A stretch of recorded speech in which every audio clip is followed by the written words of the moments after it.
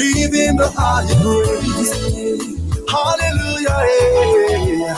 Give me the highest praise. In the morning when I wake up, in the night when I wake up, I will lift up my voice to heaven and give you the highest praise. Hallelujah to my King. Hallelujah to my Father. Hallelujah to my Jesus. I bow before the throne. When I look at all the wonder and I see all the creation, the beauty of the universe, you never, never change. You never, never lie. You never, never change. You never, never change. Hallelujah to my Jesus. Hallelujah. Hallelujah. Hallelujah. Hey, hey. Hallelujah. Hey. Give him, hallelujah. Hey. Give him the highest praise. Hallelujah. Hey. Give him the highest praise. Hallelujah. Hey. Give him the highest praise.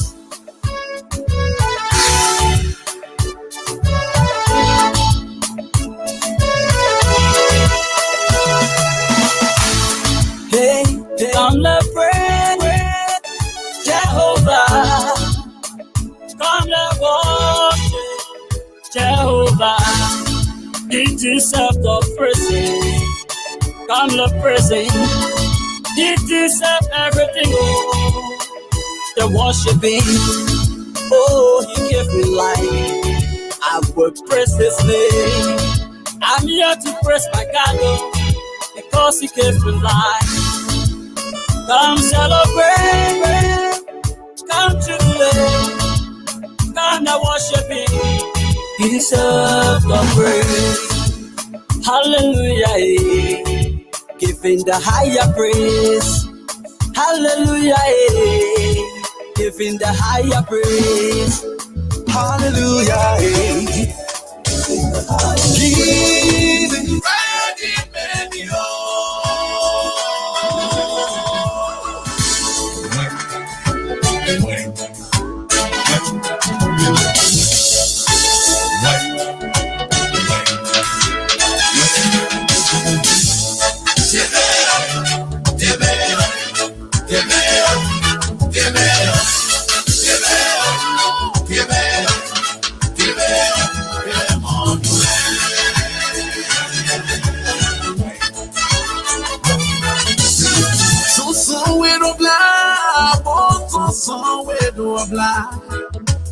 So we don't blah, bling your dead, they don't buy you.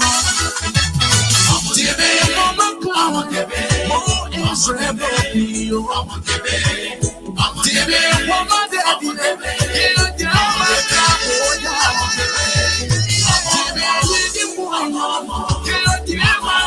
you don't you know where it doesn't need my God.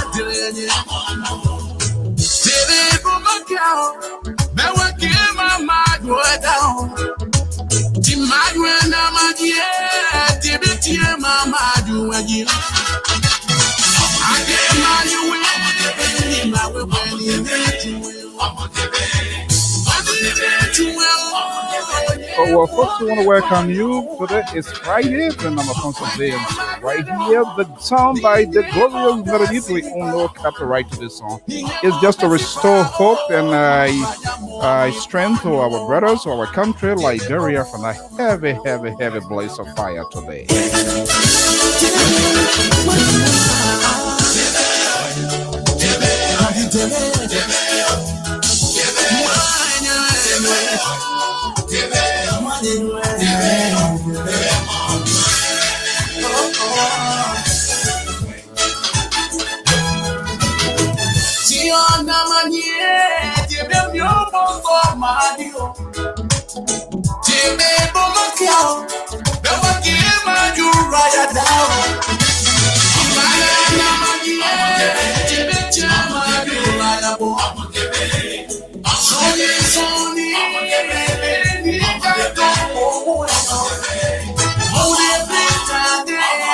So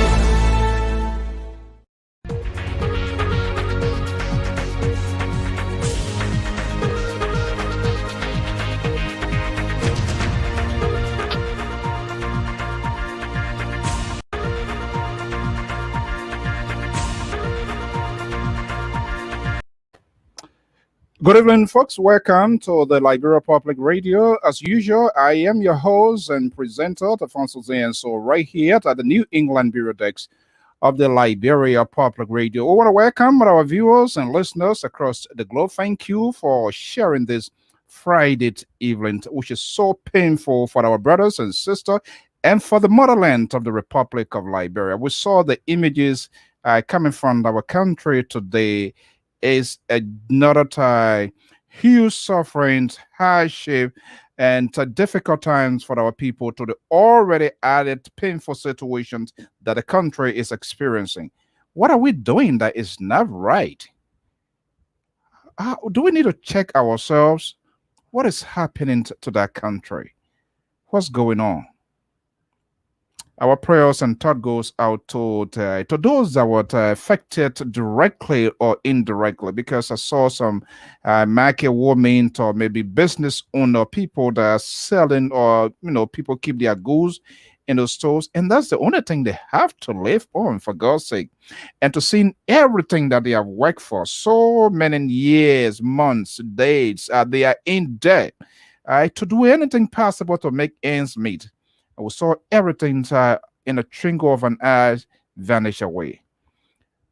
That is a painful situation. We pray, we sincerely pray with them. This is a time for us to come together as a country, as a people, as a nation, and as one body to see and maybe to check ourselves. What is not right that we are doing? I'm Alfonso Zain, so we're going to be having some conversation here to what probably will have been done to avoid this thing here. Courtesy of some of our sister network, they were on saying today, and they managed to capture what was going on. Viewer descriptions advise.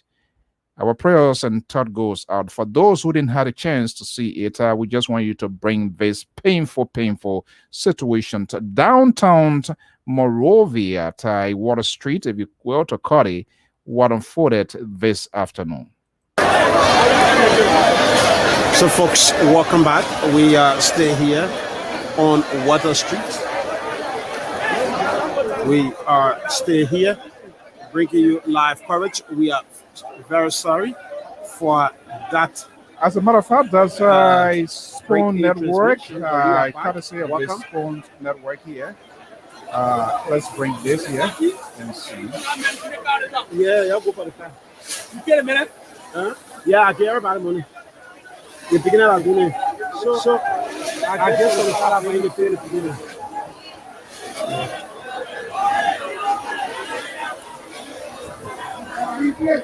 So we have to get our thing to get our vehicle because we were really doing repair on our vehicle when this fire incident started. We were in Clariton when this fire incident started.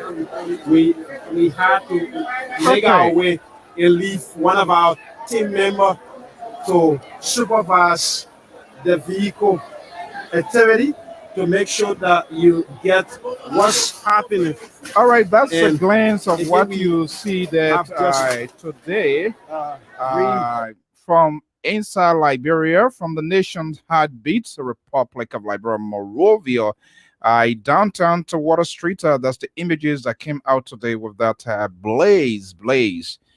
But I so far the fire service they did well because I was listening to the commentators James Goody Flomo, saying that he was around or the crew, the Spoon Network crew, they were around that vicinity in Clarendon, according to him, and apparently when Visaline blew, they have to rush there, which allowed us to see what was unfolding. Very, very much unprecedented, and how painful it is to see our own. The country or the whole of downtown, if you will to say, houses into flame. The fire service, especially the group from the Liberia Petroleum Refining Company, really came and did extraordinary job. And we can put down a government-owned fire service. They went there too, as well. We're going to have that conversation here. We hope. We don't know yet up to press time of any fatality that has been reported. Is still soon. I know authority going to come out with all of that information.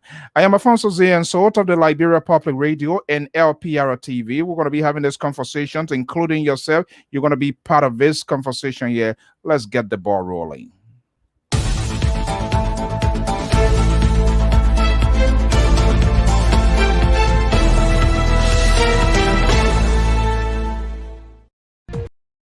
Okay, thank you so much. Thank you for sharing your beautiful Friday evening. Hopefully, you are right for the locator. Remember to we accept views, opinions expressed on this network, but whatever that is tweeted on our field does not in any way, form, or shape represent the management and staff of the Liberia Public Radio. But we do facilitate this high call conversation that you might not agree with, or and equally we will not agree with you. But we strongly believe you as a Liberian have the right to speak and to express your views and your opinions about the country, how your country is being run, how your country is being governed. And we must also, in fairness, to hold ourselves responsible as to how much we are doing to get this conversation going. As usual, so we're going to take a quick rendezvous of some of the news making headlines in the globe, across the globe, the world, and the rest of the world. Let's see here what is happening here. Zambians in a heavily tight presidential race in Lusaka. According to government state radio, at least two persons have been killed, including the ruling party chairman in the North Province of Zambia. Has been killed, according to the release from the office of the president. Madagascar President Andriot Rajoelina has sacked all of his ministers, according to the release, days after he criticized them of their performances in government. All ALL, they are gone. Rwanda troops help Mozambique to recapture the port held by the jihadis in the North Macumbat port region. That I am Afonso Z, and so those are the news making headlines. And of course, our own country went into flame today, which is exciting. And there's a piece coming from the Independent New Dawn newspaper. It's quite amazing. New Dawn newspaper captions hardened well, how official hide their wealth. We're going to have in all of these conversations and many more, and including the reportedly missing LRA persons. There are a lot of stories that are involved now. So we're going to dance around it because some of us and other people jump to the conclusion. But now we are hearing other different versions. I am Afonso Z, and so stay tuned. We want to get this conversation going. To my man, the senior contributor of the Liberia Public Radio, political pundit, analyst, contributor, from the far end. He's based in Atlanta, Georgia. Amos George is here, and hopefully the liberal progressive going to be here. Let me bring in Mr. George here to this crazy what I would say Friday evening. Mr. George, good evening and welcome. How you doing, Mr. So? Yeah. Okay, this is not one of the kind of mood that I usually get myself in, but we sign up for this in good and bad times. We have to keep the conversations to give our folks, to give the listeners a conversation. So we have to give them a hope of courage as well. Look, I guess you saw the images downtown Moldovia, Water Street, if you will. That huge flame, according to the reporter, Spawn FM by James Goody Flomo, they did an extraordinary job. From the surface here, they said there was a tanker that flipped over. It's been conflicting information, whether it's a gasoline or it was a fuel, whatever the situation is. But I believe you saw what happens today in the nation's capital, correct? Yeah. Yeah. What are you hearing from your end? Well, it's the same report people are saying. It was a tanker truck that carried fuel, and I think flip over, and I think this fuel split and burst into flame. Hmm. So, and look at the flame that I saw. That was just horrifying, terrible, you know. And looking at that area, I'm not yet clear yet what a property was destroyed yet. I don't know anything from because I did not yet and see anything like that. But given the location of Waterside, Somalia Drive used to be, I don't know, whatever, because going to the old bridge, I think that going down out of the old bridge and that street, so water is Yeah.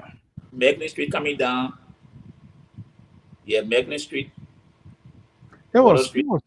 was it was terrifying to see. That's a And huge flame. listen to some of the women that the flame, like considering the weather, it was just horrible. I imagine the family, those that were directly affected by this.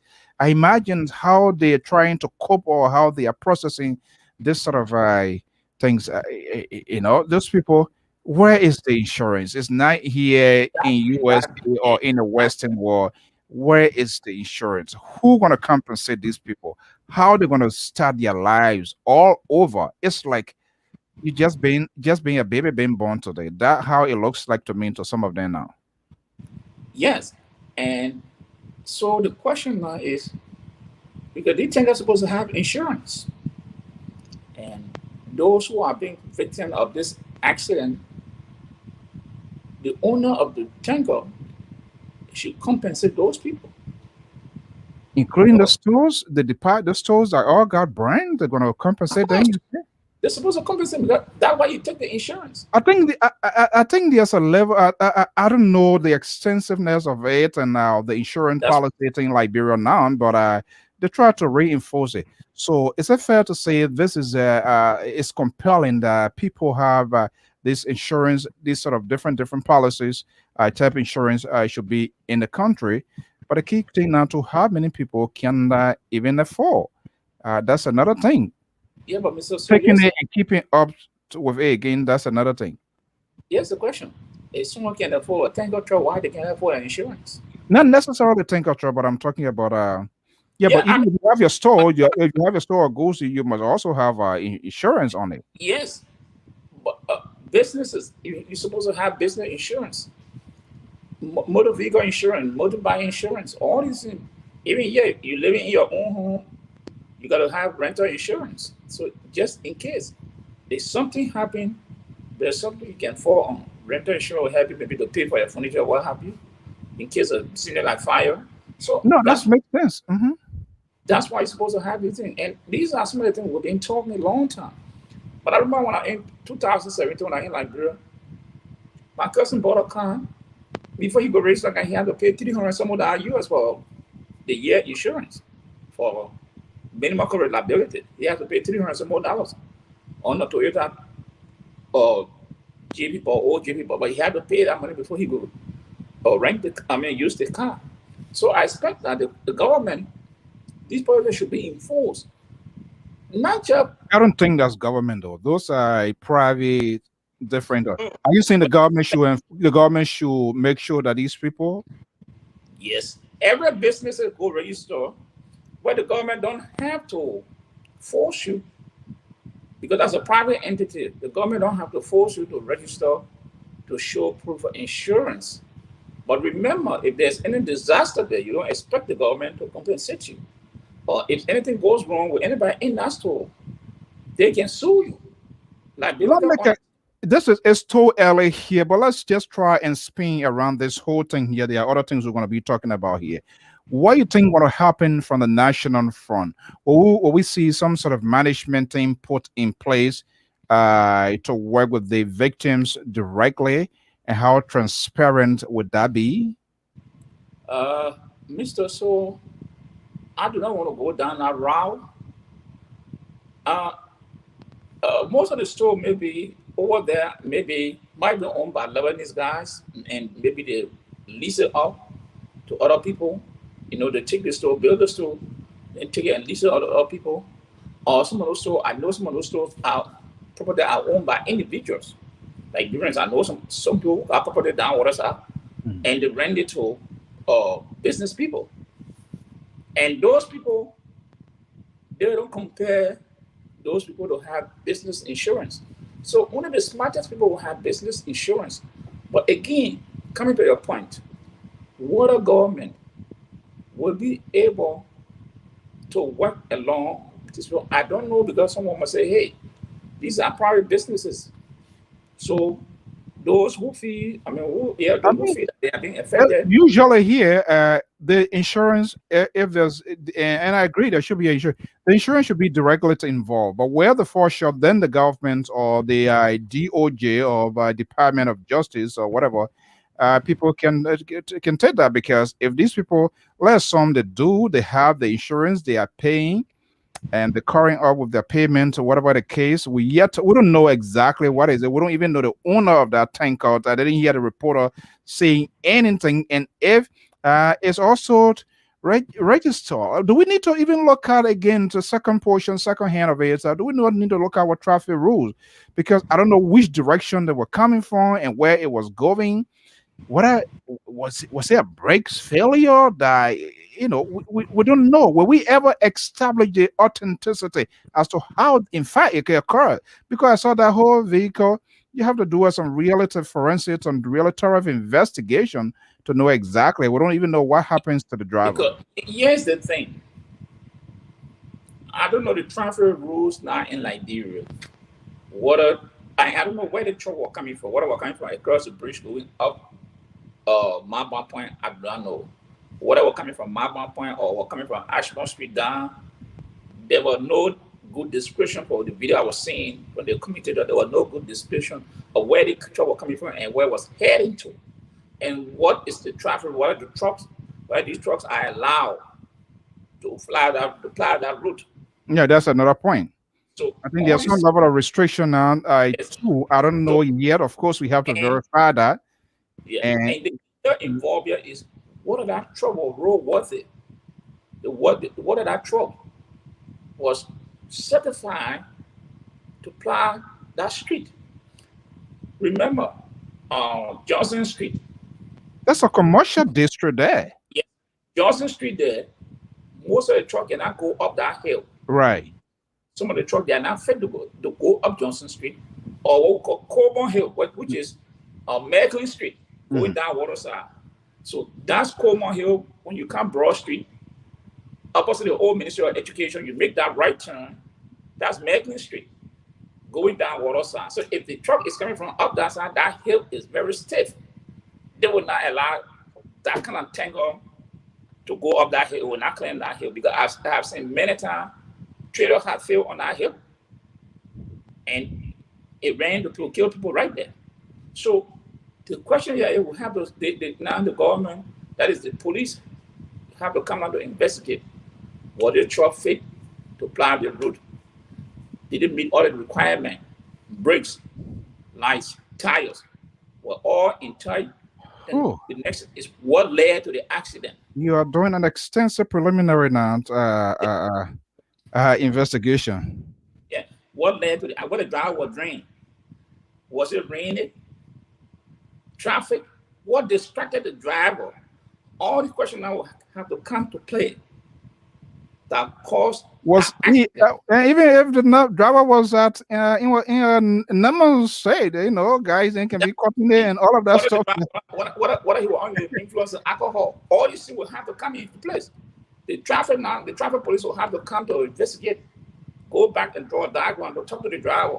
What was his state of mind at the time the accident occurred? Was he under the influence of alcohol or drugs? What distracted him? He had to tell the traffic officer so they can come to a conclusion what led to that accident. Whether there was a brake failure, was the road wet or wet? All these things will have to come into place. Now, Now, these are very great arguments, extensive. You are almost acting like that this show that used to be on your TV, Barnaby Jones. It used to yeah. be it used to be my favorite show because he was a private investigator. Whenever he went on the scene, he would do a complete analysis. Look, you're cool guy talking, asking questions here. So it remind me about like a Barnaby Jones here this evening here, going extensively some of the things they're going to be looking at here. Do they have the capacity to do that?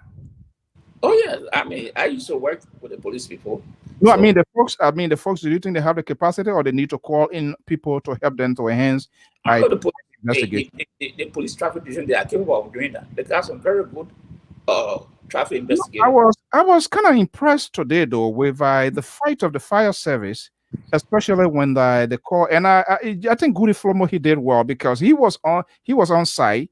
He saw what was happening, and the GOL, the National Fire Service, apparently could not withstand the blaze that was going, and so he was like calling a fire truck. You need to come. People need to come. LPRC, if you're hearing this here, and the LPRC fire truck came, and they came with real force. I mean, and I didn't even know, I saw some ladies and all of them that were in full gear. They were doing everything possibly they can to put that, to bring that fire to a halt. I mean, they did well today, though. They did well. I think they got there in time. They responded, challenge it. But then when I look again, trouble over bridge over trouble water, I saw one of the hools, a bus, and the water. I said, "Oh my God, what is this? What did we do to the Yeah, old man here that we're having all of these sort of obstacles from problem to problem?" yeah, but here's the thing here.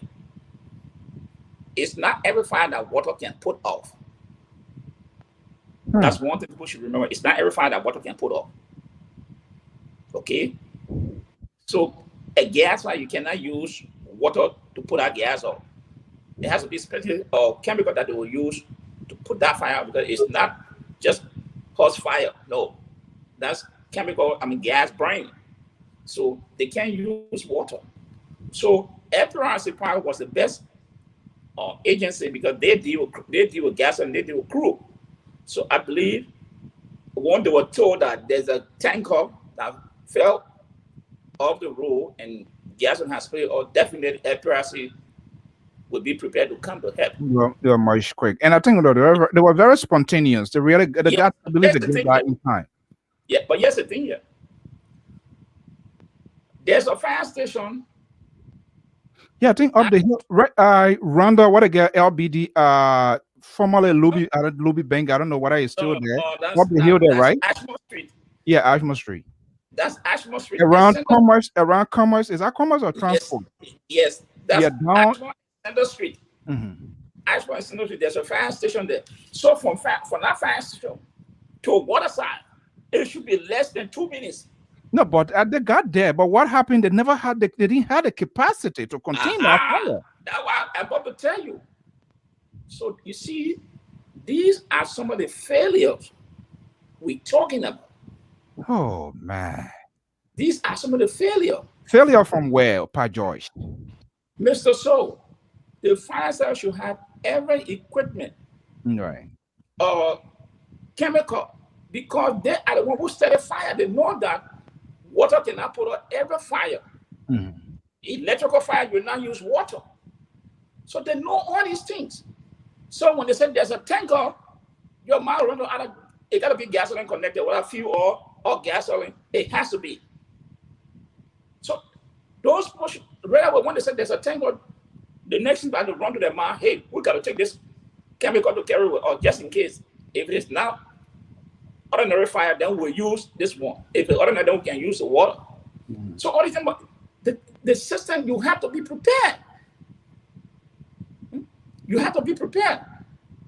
And if you go there and then you say, oh, we ain't got this, then what are you there for? What are you there for? No, but fair to mention, I don't know whether they went there and, and they say they didn't have something, but what happens, according to what the reporter was saying, their truck or maybe the material they have, it was just not quick. Let's welcome the liberal progressive, Samson Bloku Brown Toll. I'm still filling in for him here because he yet to complete his orientation. In fact, I'm putting out stuff tonight. LPR now is looking for an angle. And then by it, we don't have time here. No, slow learner. You can learn, take whole months, train you all day, all night, and then 10, 20 minutes to the show, and then you call me, or you give me title CEO, WEO, I can't make it. The other one acting, we don't have time for that. That's how system fails. That's how government fails. And that's what he's trying to bring to. Oh, the Liberal is here. I forgot. The Liberal, good evening. Welcome. Good evening, Mr. Soul. Thank you very much for sitting in. We appreciate it. Mr. George, good evening. I hope thank you. I thank you, our E. Mr. Soul, LPR is paying you already. What else you expect? You see, these are some of the things, and then when we take you and make you Minister of Information, you will be expecting some sort of a cateau on the side. Having been paid by the Liberian people, you will want some sort of a cateau from your subordinate. And you're the CEO. Of course, I'm the chairman. I mean, I'm above you, but you know what I'm talking about. But anyway, but no, Mr. So, thank you for sitting in. Yeah. We were just we're going to be talking some other hardcore, but we try to empathize and put ourselves in the shoe of what happens today. That's something it caught everybody attention because a lot of our brothers and sisters in the country itself, man, people already on the hustle, like Bremen say, trying to make ends meet. People leave their home, go out there from morning to night, and out of the sudden we saw that blaze today came. I mean, it was just too much, and I saw the other lady, people crying and all of that. You saw, I believe, we were on the phone when that occurred. When I told you, say, "Oh, there's something going on." Right. Mr. So, we don't know much about the accident yet. Mm-hmm. But right there, front street, I think they call it, and Water Street or something like that. I mean, for the truck to flip. I'm not too sure if he was going downhill, but from some of the bystander commentators, what have you, that the driver was able to jump out of the car. I'm not too sure what is going on. So but how he did that? How that happens? Well, I'm not too sure. If he's coming on Front Street, coming from EJ Raw on Front Street, going towards Kateria or some high school on that way. What are you talking about, Kateria? I'm not going to Front Street from EJ Raw. Yeah, EJ. There's the Front Street from EJ Raw. It bends around like that and goes over. There's another street that joins Water Street. I'm not too sure. I don't know. All right. But anyway, the point that I'm trying to make. Front Street comes up to Johnson Street, then okay. But if he's coming there, there's a curve over there. And that curve, once you get in that area, your speed is supposed to be so low that like you're crawling, especially if you're driving truck. So we don't know what happened. We don't know exactly how the accident happened. But the result, the end result of that was dangerous and was very terrifying. Very terrifying. If you were to watch the smoke that was building off of the tanker truck. And then the worst of all, the gasoline that was leaking or that was spilling from the truck apparently started going downhill towards Waterside, and we also saw other buildings that were on fire. And I'm very surprised, and I'm very thankful at the same time that if there's any casualty, we don't know that yet, but it was never announced during the live broadcast. Overall, I think God has always been with us. We're God's children. You remember a few months back, there was another spill, but this time was on the water, and you have thousands of Liberians going to scoop the oil residue from on top of the water to skim it up. Now, if I had been a fire to say somebody was smoking and light the fire, that would have been a disaster that we've never seen before. I'm not too sure if you remember what I'm talking about. There was a spill Yeah, either no, from a tanker or from yes. one of the tank storage tank, and it was spilling all over, and thousands of Liberian citizens of Monrovia went to collect their type of gasoline. So Liberia has always been in God's hand, and we've always been guided and blessed by God, no matter what. And I'm not trying to put politics into them, I'm just making a comment. No matter how bad politicians try to ruin the country, the God that we serve and the God that continue to bless Liberia is always there. It's always there. And then special like this, a time like this, our prayer are with those who were affected, and even those of us that was even watching and felt bad. Our prayers are with you as well, Mister. So it's a very sad day for all of us. We don't know the detail yet, but I'm sure knowing you, you'll probably before the end of the night, you would know exactly what happened, because you probably have people on the ground already. Yeah, we've been making a lot of phone calls, but it's just stay hard. But we have to talk about it. This is something that I believe that hits the country. So for us to start anything first, we have to talk about that. Okay, gentlemen, is there anybody want to mention something else about that before we switch gear? You know, what you're saying that the driver jumped from the truck. I didn't hear that. I believe you No, put there's another video. There's another video Mhm. where one of the bystander was saying that the driver jumped out of the truck, having realized that their truck was getting ready to flip. He jumped out. According to there's another video over there that had been. I'm not too sure how true that was is. that, Anyway. let that okay? Let's base on that here because we can't for sure say what until the investigators or people really come back. But if he did, was that the best thing to do? Well, Mr. So there's two The things. There's two things when he said, when I heard that, there's two things that come to mind.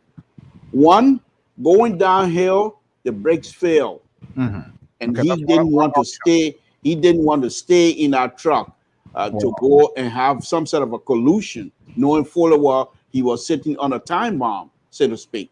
And so jumping out, perhaps he thought it was one of the best things to do. Another thing is, having realized that perhaps some sort of a mechanical issue that has happened, and so he knows very well, because when you're driving and you have issues, you know if you're in trouble. You know immediately if you're driving and you know your car, especially if you're a mechanic who has fixed the car and what have you, and you know something's wrong, something that you guys have repaired recently or something, and is giving issue. You know exactly. And one of the things you will find over in Liberia, when I was in Liberia, I'm a mechanic myself. I fix car big time. I mean, seriously. I don't do it for a living, but I fix my own cars. I put engine in my own cars. I overhaul my engine, everything. Take the piston out. So I know about car. I fix car. I'm not too sure if this type of car they have now that I can get on it, but I do fix car. So, but when I went to Liberia, one of the things that I saw was happening. They would take the axle of a car and share using blow touch to share it out, because they want some sort of a bearing of the end of that axle. Share the whole thing out instead of loosening everything and taking the bearing out and then put it into another axle. They'll just share the part of the bearing and then weld it to the other part that they want, the other axle they want. Now, these axles, when they are made, they come out of a mold, because they made them into one. They come out of a mold. They have now your front end axle. You have half shaft. They go in and meet at the engine. They're no longer going through anymore. But what they were doing, they were sharing it out, cutting it, and welding it together. Now, how good is the welding system in Liberia? who inspect the wells. What type of well is this? The 4D, W4, the different type of well with different type of material you have to use. Now, we don't know these things. I'm just saying this. We don't know these things. But these are some of the things, if you're going, like Mr. George was saying earlier, if you're going to register a car, the car must be inspected. It has nothing to do with politics. It has nothing to do with who's leading the government, what have you. But it's just common sense, because you're going to put car on the road. And look at the road of Monrovians. They're hailing, most of them. And so when you're going to put car on the road, you're going to have to test and make sure it's worthy of the road. But most of our people use those type of opportunity to enrich themselves. And this is some of the problem we're having right now. I hope this is not one of those, but I'm sure there has been some. In fact, I bet both of you probably have heard of a accident where you have an accident involving taxi, and the taxi was just split in the middle of it. Well, it didn't just split in the middle. What have happened was they cut it off and then it welded together. And so when you have a collision, the weld fails and then it split up. It has happened. And that too is Liberia. But you see, Josh? Yeah, you see the road worthiness inspection is done every year. But the question is, what are the police to really inspect those cars to determine the tires, everything is safe enough to plow the street? That's another question. Now, to this driver, as is being alleged, he a driver. He know if he doesn't have a good brake, there are other things that he would have done to try to see whether he can put that truck in some building or lay against something. But jumping out of the building, jumping out of the car, you expose a whole lot of people to a danger. So yeah, we don't know if that's true anyway. I'm just saying, that's an assumption I'm making. If what you say is true, then that guy should be charged. Yeah, we don't even know how many persons were in that tanker in the first place. So, okay, well, so we're just going to be making a guess game. We're going to wait and see the investigation is placed out. Okay, so let's pivot here this evening. Other things going here. We're in a conversation here today, and you brought later this afternoon the liberal progressive, and you brought something, and then so it reminded me like a soundbite of Donald Trump, and this other guy, the Breitbart news guy here. What is guy? Steve Bannon. Steve Bannon. Eugene Fagon is going nuts in recent time. Plenty of things coming out, a lot of things coming out of his mouth. I'm not sure what is going. It's like you get somebody sasawu and they didn't drink all and it start working. Plenty of things come out. I know it was difficult. I don't know what those conversations were held behind the scene when he was in government, but a lot is coming here. What is he planting here? Because it's like the Trumpers narrative now, trying to create a conversation. And when you said that this evening, I say yes. The liberal, I don't usually agree with him, but he can really hit the nail on the head, and I can give it to him. So you took time to listen to that. What is exactly Eugene Fagon? What is the playbook that he's putting out there now, so that tomorrow we or people can validate that? Is that some preparation you're making for 2023 and in favor of who, to say that I'm raising a lamb now, the election will be this way or that way? Mr. So, you know me. I must confess, first of all, I used to really admire Eugene Falcon. In fact, I used to call him professor here on this show. You quick to give people time. Mr. So, if I admire somebody and like the way they do business, I give them a title. That's no big deal. But I also have the ability. If I'm wrong, I also have the ability to publicly eat crow. I don't mind doing that, and this is one of them here tonight. And those who have not watched me eating crow, you can come and watch now. I'm eating crow right now. A week or so before Mr. Falcon left to go to Liberia, I gave him a call. I placed a call. He didn't pick up, and then he returned my call. I remember this vividly because at that moment I have just got from the bank. Somehow somebody messed with my money, and I was all upset. But when he called me, I became very calm, and we talked.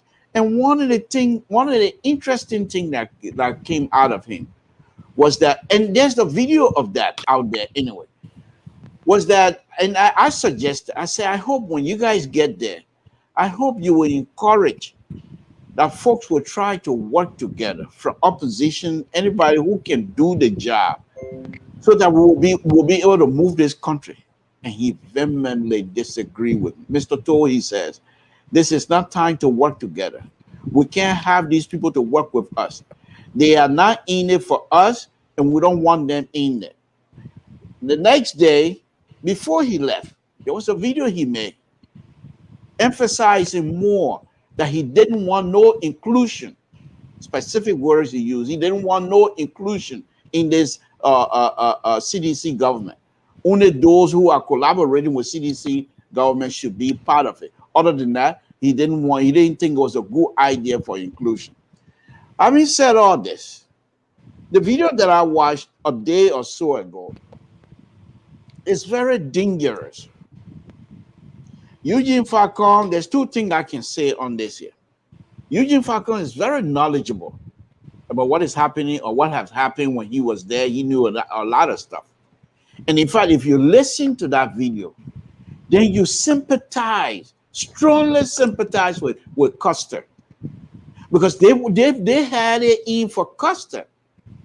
But there were those that was within the government who believe Custer has not caused any harm to deserve what they were planning for.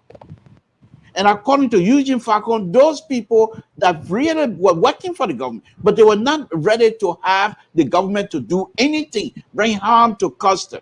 And according to Eugene Falcon, they were frauding everything that those who wanted to harm Custer were throwing their way. Now, that's not the big thing. That's Custer and Eugene Falcon. We know that. But when Eugene Falcon came out and started telling us that they didn't win Mosurado because it was a deep insider of the NSA trying to manipulate the voting process and something having to do with one other guy he called Jake, but that's not the dangerous part. At the end, he said that they went to Buchanan. He said, Mr. President, remember when we were going to Buchanan? I wanted to see you because I knew that if we were to go to Buchanan, we were not going to get anything because I knew exactly what they were doing. And this is why I stood in there and the people put me to sit down. He said he saw Carrasco twice. That he told Carrasco he wanted to see the president. And Carrasco told him twice, it's not my job. And you as a minister, deputy minister of information, why were you stopped from seeing the president or having to pass on information to the president? And if you have any information that is somehow related to the national security of Liberia, why will you not go up to Eugene Nabwe and bring it up? Perhaps Eugene Nabwe would have stepped it up. That's not the worst one. At the end, if you listen to that video, this is the dangerous part. Falcon has followers. There's no question asked. When he comes on, sometimes he ranks 6, 7, 800,000 or plus. People listen to him. But for him to come out and say we better be ready 2023, these people are going to take the election from us. What is he basing his argument on? So for me, there's two things here. Either Falcon just making noise, or Falcon is preparing CDC, the hardcore sedition, to reject the result of the election if it is not in their way. Implicit, not only implicit, I mean, straight there talking to the president, because he mentioned the president name, calling the president attention twice when he was making that statement. And this is exactly what Donald Trump did here. A year or so before the election, Donald Trump was on air. People were laughing. He said, if I don't win the election, that means they cheated. because that's the only way they can beat me. And this is exactly what we see today, that this country is divided. And Liberia do not have that kinds of capacity to have a divided country, because everyone in Liberia depend on government functionalities for them to survive. So if you have a divided country in Liberia, we're done, especially coming out of the election. So I think those who are close to Eugene Falcon need to, the key Hassan and the rest of the people, and the Spoon TV, they need to tell him to stop. You can come out and make your video and make yourself relevant. I know Eugene Falcon is a smart guy. He still have the platform. But for you to come out and make this kinds of statement, not only is it ridiculous, but it's dangerous. And those of us that love that country will not sit here for Eugene Falcon to continue to do this. Okay, so call him out today by playing some of these videos. But Mr. So, as you correctly stated, I'm still honoring your two. You know what I'm talking about. Yeah, I can't say that one. But anyway, so because of that, my technical issue that I have, no, seriously, I wasn't able to. What Mr. So is operating right now is very difficult to do, and I'm still learning. And so because of that, I asked him to carry. Other than that, I would have gone and played the video and stuff like that. But this is dangerous, Mr. So. Mr. George, is this thing being done in isolation? What is ever this sort of blah blah blah blah coming out of Eugene? Is he positioning himself for 2023 for CDC? He was fired by the president, administrative reason. I'm not sure whether they're going to bring him back, because he was not suspended, he was not reassigned, and he came. Yeah. He's been doing a lot of talking here. Is there any isolation to what he's doing? No. Let me say. His brother Mange said that the man is on the sub bench. So because his brother is the Minister of State for Presidential Affairs. So those are the words of his brother. So I believe maybe Mange got him on a private payroll. So I don't know. But I saw that video yesterday. But then I wonder if Eugene Falcon, Deputy Minister of Information or President Public Affairs, say he had not seen the president 2.5 years. That speaks volume about Deputy Minister. He had not spoken to the president for 2.5 years. So that means up to the time he was just he didn't see the president. He never met the president. So that speaks volume. His relationship with the president and the people that he worked with, that speaks volume. That same TV said he said he met Calago told him twice that now not his job, he must talk to the people who are responsible in Basel. So that was it. That to tell you, Eugene Falcon is not an inner circle of the CDC. Let me put it this way. He tried to create this notion that, and one of the quote he said, the revolution they fought for. If you go to the tip, I wonder what is the revolution that Eugene Falcon fought for? Eugene Falcon myself in Ghana when CDC was founded. We came to the state when CDC was founded. Was he a founding member of the CDC? To say that they fought for a revolution and they have to defend it, and when anybody people trying to do it, they will resist it. What is that? What is that revolution? But remember, not to cut you off, I believe I have this, I don't know what I have the ability to pull that video out here. And the liberal knows that Eugene appeared on this network numerous times before going. He effectively introduced the rare meat into the 2017 presidential race with his cartel, the Concord, the days, and that really plays into the narrative of the CDC at the time. So they saw him as someone to drive the not really to drive the agenda, but as somebody who also played a major role in the election. When he left ALP, he went over to CDC. Politics is always interest. So I believe the CDC government felt the only payback was to bring him, but I'm not sure whether he was really suited for that position because the minister, the deputy minister of public affairs, that's a very strategic position. That's a position somebody who will really, really promulgate the agenda, but he always find himself in that sort of campaign mode. As a result, he got himself into trouble with the inside boys of CDC. He and Akaras Gray and other folks, they could not get along. So it was really dicey for him at the end of the day. You saw what happened on Capitol Hill with Edwin Snow. Snow now is close buddy to the president. So there are a lot of things factor in, you know, with him. Yes, but that's just why his boss talk. Yeah, but Mr. So, yeah, my point here. 2017, he went to the CDC. He's not a staunch, a funny member of CDC. They put that launch a revolution that Jefferson Koji then, Akaya Gray then, mobile then. He just joined them later on. So for him to take that notion that they were the one that launched that revolution. Come on, man. If you are not an inner circle of the CDC, and I don't know, I know Eugene Falcon too well. I don't know the impression he wants to put that they were the one that funded the CDC, they're the one that launched this revolution, and people they will not sit down for anybody to come and destroy the revolution. Where this idea coming from? You're the president appointed in 2.5 years, you are not seeing the president as deputy minister. That speaks volume. That means you were just there.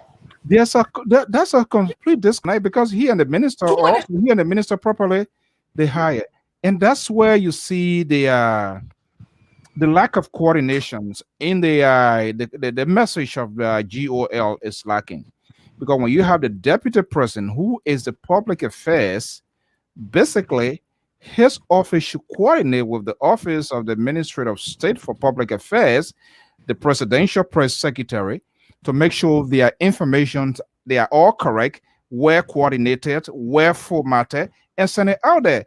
But if you can't see the big dog, if you can't see the big guy, and you and your minister proper not in good rapport, that's a serious problem.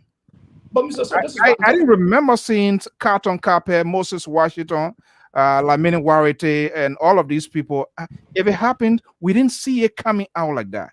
We didn't know all of this, even though there was things that been talked behind the scene. But for he to come out, and I don't get it. Mr. So, 2.5 years, you were appointed confirmed. You will not see the president of the Republic of Liberia as deputy minister. You made an attempt that you said they blocked you. That means, look, forget it. You are just there, maybe to collect your salaries. That's all.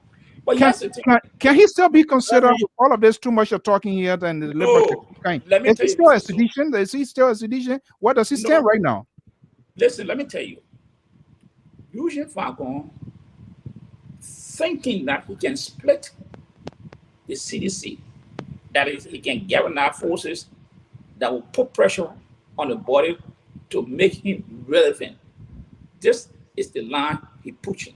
Does he have the capacity to do that? No, yes or no? But he doesn't. Can he fight Molba? Can he fight Akaya Gray? Can he fight Molba Molu? Jefferson Koji? Why not? Why not? He can't make it. I don't think, and I want to support what Mr. George is saying. I don't think Eugene Falcon has the capacity within the CDC. Are you saying he being a minister of government for all of these years? Yeah, but let me one other thing I want to point out to you, Mr. So, when you were going on with your laundry list of people who were respected at the Minister of Information, and let's also remember Joe Moluba and Tiaji. I believe there was some sort of a 2x4 marching, glove marching in the street of Monrovia. We heard. Right. So it's not always some sort of. No, I agree with you. But that's the point that I'm making. That's the point that I'm coming to. Eugene Falcon. I think when I had him the first time, I invited him here on LPR some time ago. There was a doctor from I'm forgetting his last name, but it was a doctor from Georgia, from Atlanta to be specific. Maybe Batu. He came on air. He said, "Mr. Toe, you're really wasting your time. This guy, I know who he is." And of course, he used some colorful words against Eugene that night, which I didn't appreciate. He's my guest. You can't say anything to degrade him. And I told the doctor, the good doctor, we don't do it here. And I have to publicly apologize to Mr. Falcon for people coming on my show to try to degrade him. But besides that, Eugene Falcon has the ability to talk. And every kinds of conversation Eugene Falcon will get into, he's always having that constitution book with him. Eugene Falcon in logic, there's something, some sort of a fallacy, and that fallacy is I think I'm forgetting the Greek name of it, but it's a fallacy where you try to associate something to say so that people can say by saying, "Oh, I was with John Brown some time ago," and John Brown having to be hierarchy of what it is that you're talking about. Now people are going to think because you have an association with John Brown, and John Brown is an insider or somebody who knows it, that means you also are connected, and that's what Eugene Falcon does with the Constitution. He's not a constitutional scholar of Liberia. He's not a lawyer, but yet still he carried on the Constitution. And many of the lawyers don't want to even engage him. And he can't do that kinds of stuff coming and talk nonsense about engineer. I was straighting him up completely because I'm not going to allow him to come in. This is the point where I was coming to, and Eduardo is hitting the fire. He said Fagon will do more damage to CDC come 2023 campaign time if CDC officials are not careful with how he speak about their revolution. Now, this is exactly what I was coming to, because it seems to me now there's a self-destruction is coming. You guys better settle with me, or I will cause more harm. And they will believe me because I was embedded within you guys. I was with you guys. I did all I could do at the time to get you to be where you are. And in the first place, that's where you brought me on board to do here. But things, the central could no longer hold. Can he cause damage to CDC?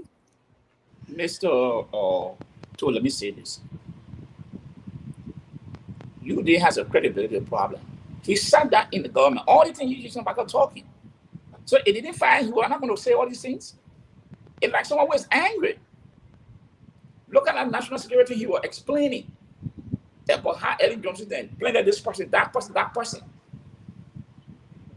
Where was he? Why he didn't tell the public when he was as a minister? So these are the things that people did to destroy this government. Why he didn't say that?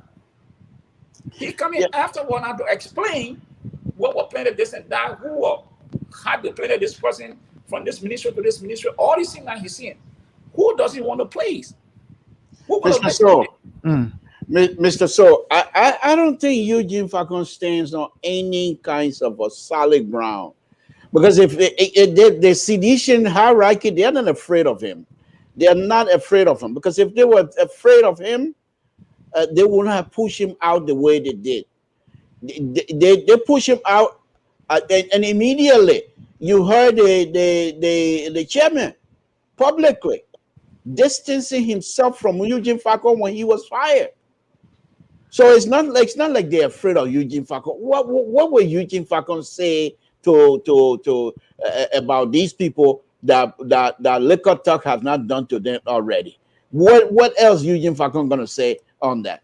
So Eugene Falcon, he's not on a solid ground. What I suspect will happen is this: Eugene Falcon will continue to carry the mantles of CDC, continue to preach in a way CDC battle cry and stuff like that. What he's doing, what I thought was wrong, was inciting. But if Eugene Falcon stay away from electoral issues, future electoral issues, and start predicting and stay on message, sedition, he galvanizing sedition. He's also getting sedition to understand that whatever they fought for is yet to be achieved.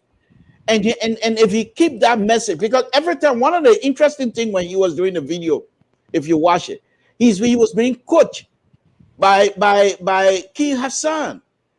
You know, he was being coached by Ki Hassan. In other words, when he's talking, Ki Hassan doing the research, and Ki Hassan will come out, and you can hear Ki Hassan saying it, coaching him. So it is not like Eugene Falcon is just talking, and Ki Hassan it seemed to be very close to the hierarchy of CDC. So and McGill is he's the top dad of CDC anyway. And McGill is not ready to cut ties with Eugene Falcon.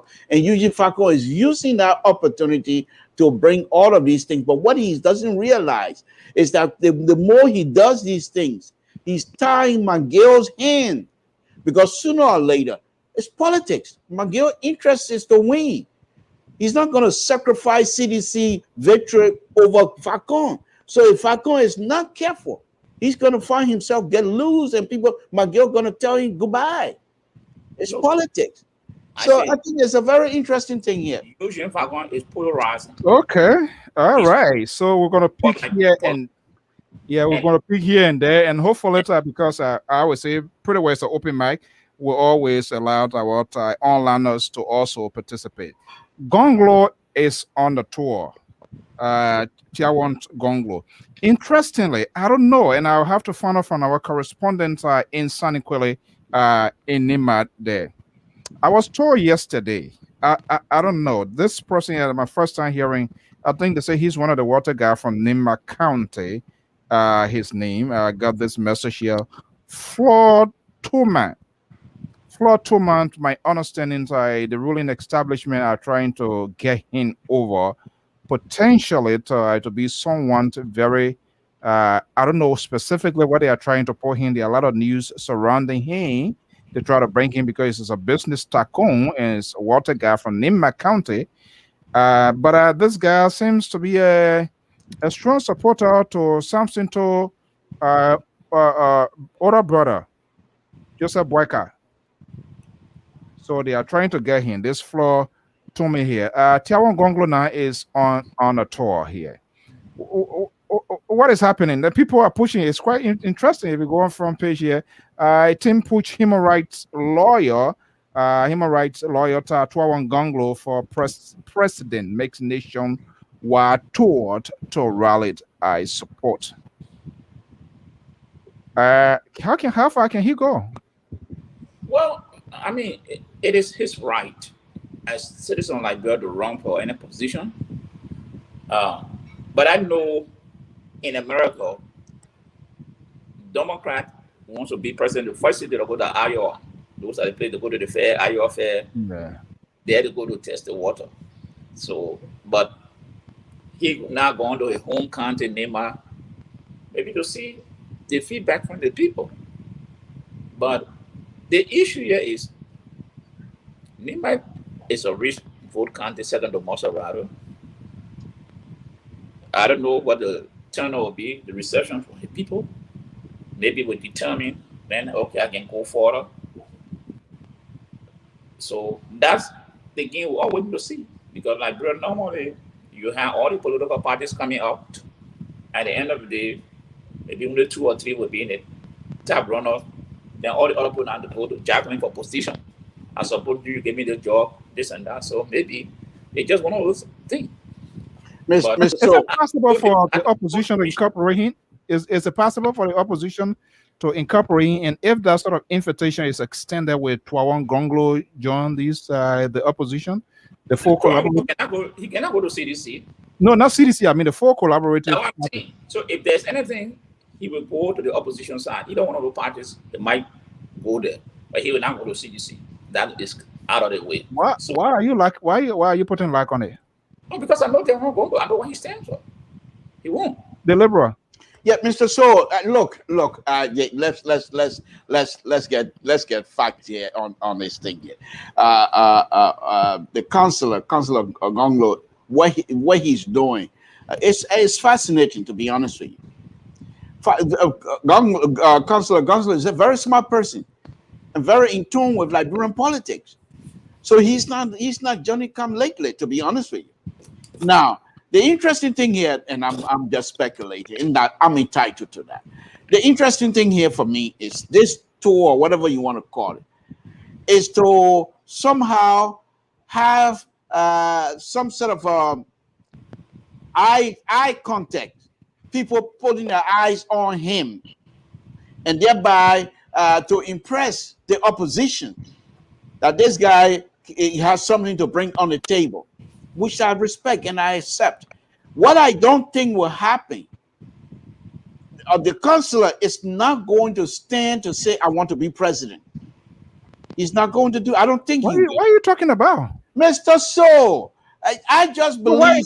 Why is he in the race? Why is Mr. So, the man the councillor is a student of Liberian politics. He knows. He knows. Number one. Second, to have him president of the Liberian Bar Association, now to say, I'm going to test the water to run to be president. Mr. So, the councillor is quite aware of all of those people, all of these quite fly-by-night political party that turn out to be nothing except to seek position. And he spoke about that some time ago. He knows this. So what I think that this tour is about, my own belief, this tour for me is to show to the opposition that I can get my own support. And therefore, here's what I'm saying again. I'm just giving it to you yesterday. You can shake your head, everything. And by the way, it's my show, so don't shake your head. I mean, this is Donald Trump. I'm putting myself in the Donald Trump shoe here tonight. I'm not playing with both of you. I'm taking the other side. But anyhow, let me go on. Mr. So, let me finish. So, what I suspect will happen on a very serious note, he's going to make this tour to introduce himself to Liberian. Not necessarily to say, I want to be president, but to say, wow, I have this idea that if the opposition then will look at it, here's the support this guy having. If we want to win, we better bring everybody and have all hands on deck. And this is the tour this smart councillor is doing. He's not seeking the higher office of the president. Not at this time. Not at this time. This guy. Let me go to this caller here, because Samson already with his ridiculous analysis and sort of theory here again with the hope. I don't know who you, but let me go to our caller here. Kemon here is on the line from Texas. Hey, Kemon, good evening, my man. I'm okay. How you guys doing? How everybody doing? Man, we're here again with Samson tonight. The man is in the race, but he doesn't want to be president. I don't know why he wants to be. Okay, so there are lots on government. What's your thought? Well, first of all, before I say anything, I would like to say thanks to the Liberian Fire Service. Yeah, they did extremely well today with the limited equipment and stuff they have. They did extremely well today, because we have seen a lot of stuff, a lot of damages today in Monrovia. Yeah. So I want to tell them thank you. They were. And next thing there is that I also like to caution our people when they kind of thing go on. The number of the crowd I saw around there. That was horrible. It was too bad. I was thinking, I said, just in case, because similar thing happened in Nigeria. You know, people running there to go take fuel when the thing, I think tank fuel or whatever. Exactly. Going to take fuel, they ain't take long. They don't want to explode. So a lot of people die in that particular thing. So when I was seeing the put, I was just praying. I said, God, nothing else will happen here. But it was horrible, man. And I hope the people can put in some measure and what speed limit in the city, because that's what Mr. Tu was explaining. When you're coming down that area there on Front Street, going towards Ashmore Street, there should be some level of speed break, or what the people can do in the community. You know, that bomber they can put on the quota. There should be something around that place so that people can slow down over there, because that place is dangerous. The bridge are over there. When I was there before, the iron that you can walk on, it was rusted. I don't know if they are welded back or not. And I played that ditch over there down there. Most of the houses over there were built in the 20s. So they really got to see something about that area then. And having said that, I would like to speak quickly on Fagon issue before I go. You see, Fagon is somebody who is very, very tactical when it comes to the politics of our day to day, especially CDC, the government we in. When you're in America here, he launched a cartel and other stuff, and a whole lot of people, people that we say like, bro, a whole them, you know. So he was seen as somebody who could really speak the language of the dark, hard sedition, and he went as far as making some changes. You know, some of his stuff he did from the beginning. Mind you, when Fagon were arrested and put in jail because of some altercation between him and Edison and all that stuff, what you saw when Fagon came out, he was on people's shoulder. You know, they celebrated him. As usual, like, bro, when people go to prison, especially political figure, people celebrate them. So, I'm looking at Falcon to be a game changer in the coming 2023 election. What I mean by that is this. Falcon been in the government. He been with the people. He know how to speak their language. And you know how to raise up the people, especially those who suffer beyond the CDC government, especially when you say that people shouldn't be included in our government. They should be outside. They shouldn't be included. He know those people. And the last video he made at one time watching, he was telling the president, he said, "Man, you president, we are when you go vote. Now you alone will vote, though. You alone will vote for George we are. Because these are things that happen during those time. Though they allowed, though they eliminate all the people around here because only he alone stood up. Yeah. And nobody to defend him. And we've seen it happen to you. So Falcon is somebody who is very, very tactical in how he explains things that he wants to reach people. So we shouldn't just say Falcon, you know, he does not pose any danger to CDC campaign. This is that. I believe strongly that 2020 election, if things continue to go the way, because Falcon is speaking out, he will be one. So he'll be somebody who will be leaking out important information to other people who he consider to be going against CDC, but he won't do it openly. That's how things will be looking like. But thank you for the time. Okay, so that's the views and opinions. That's what we do here. We give you the opportunity to express. Look, Pa Joyce. Yeah. I thought of interrupting this guy here, but you know, he is who he is. We just have to deal with him as long as he's with us here on this network here. What is he saying that Trawan Gonglo is in this race and he's not meant to be? He doesn't want to be president. He's trying to send a message to the opposition. Who does that? What's Samson? What is he saying? Gonglo is in the race, but I'm gonna tell you, it's lit for him. Secondly, some of those people who don't know Trawan Gonglo is from the Moja camp. These are the Amos Sawyer people. He was special assistant to Amos Sawyer during the interim government. Why so many people don't know these things? Trawan is from that's the Moja group. He was special assistant to Amos Sawyer during the interim government. So let the people come into the race. We will start discussing. Trawan Gonglo was special assistant to Amos Sawyer during the 5-year Amos Sawyer term as interim president. What happened to Liberia? We'll start raising the issue. I think an article came out already. And you know the media, they're gonna start going in depth with him. So some people don't know these people. They just hear on the surface. I agree, he's a human rights lawyer, but he had worked before. So we start questioning who are the social Trawan Gonglo. I think he resigned as Justice and Attorney General and all of that. There are a lot of things. There are a lot of things under the belt. Yes. So the association of Trawan Gonglo, that Amos Sawyer then. That's a Moja group. He worked for Amos Sawyer. So we'll start going back to do research and start finding out what was the role they played in that government. So he has the right, he's serious. Being a Moja, what does that mean? No, I'm just trying to take the political link, the ideologies. Okay, let me go to the 609 number. Let's engage our callers here. 609 number 2492. Caller, good evening. What's your name and where you calling from? Yeah, how you doing, So this is Abraham. I'm calling from the state of New Jersey. Okay, from the Garden City. What up, man? Crystal, we ain't here in a long time. You still there? We're still maneuvering. We'll fire back. Can't wait. Okay. All right. Thank you. Welcome. Okay, so there are a lot of things on the plate here this evening here. So what is eye-catching or what is drawing your attention?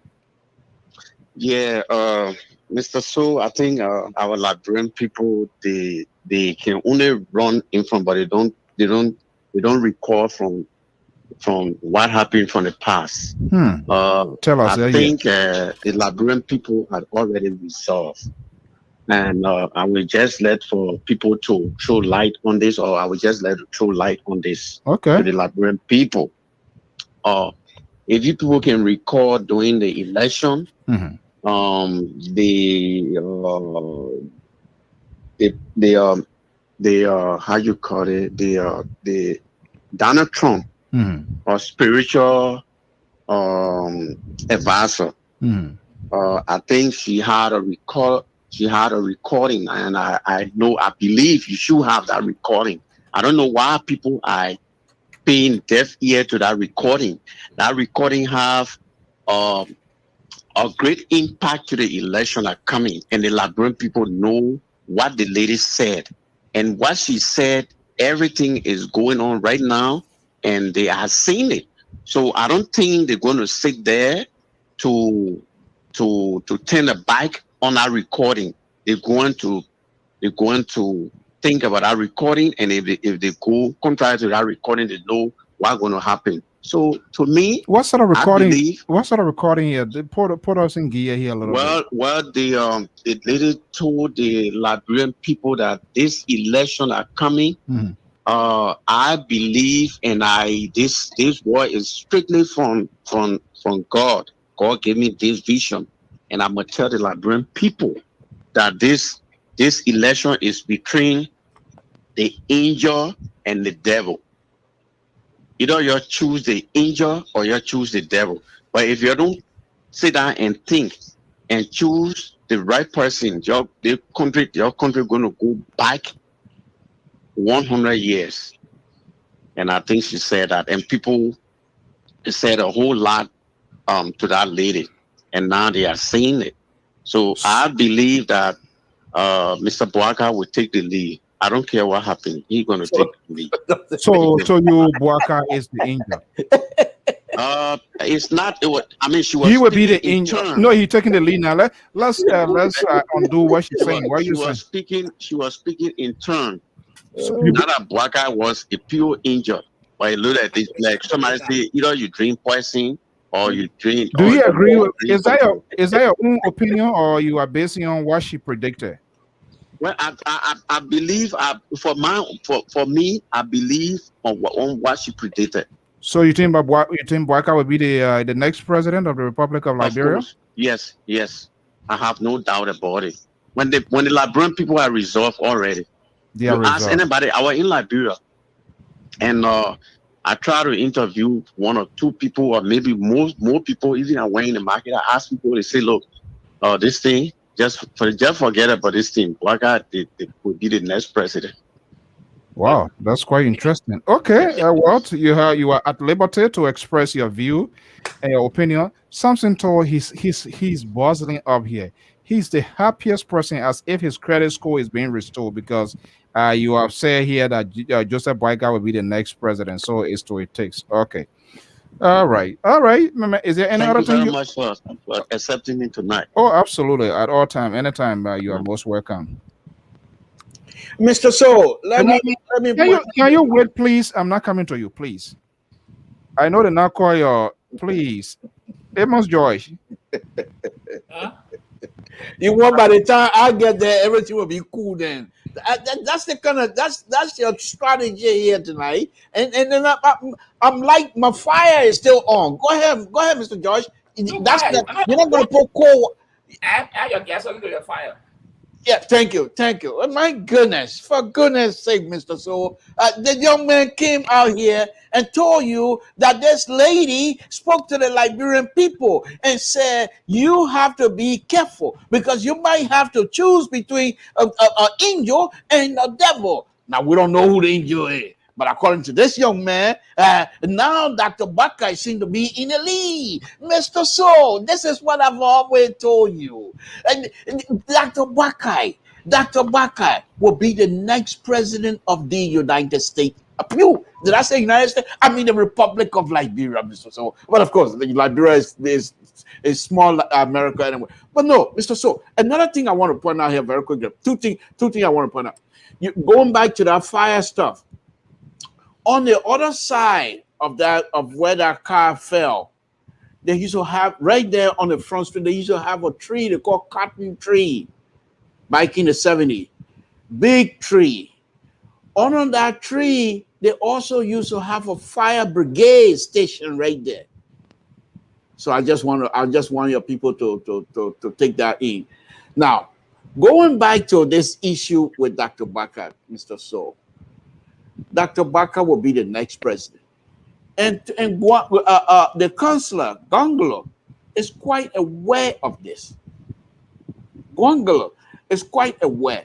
Being Amos Sawyer, whatever that the center right is talking about, that doesn't bother me a bit. This young man, he's intelligent, he's smart, he's a good lawyer, he stands with the people. What I don't like, and I hope that he will advise his people, because when you start throwing insult at the people you want to work with, they will not forget it. Listen to this thing here. Gonglo will not collaborate with Nungens, thieves, and corrupt people because he cannot afford to mortgage Liberia the way others have done and are done today. Now, they got to be careful when they make these kinds of statements.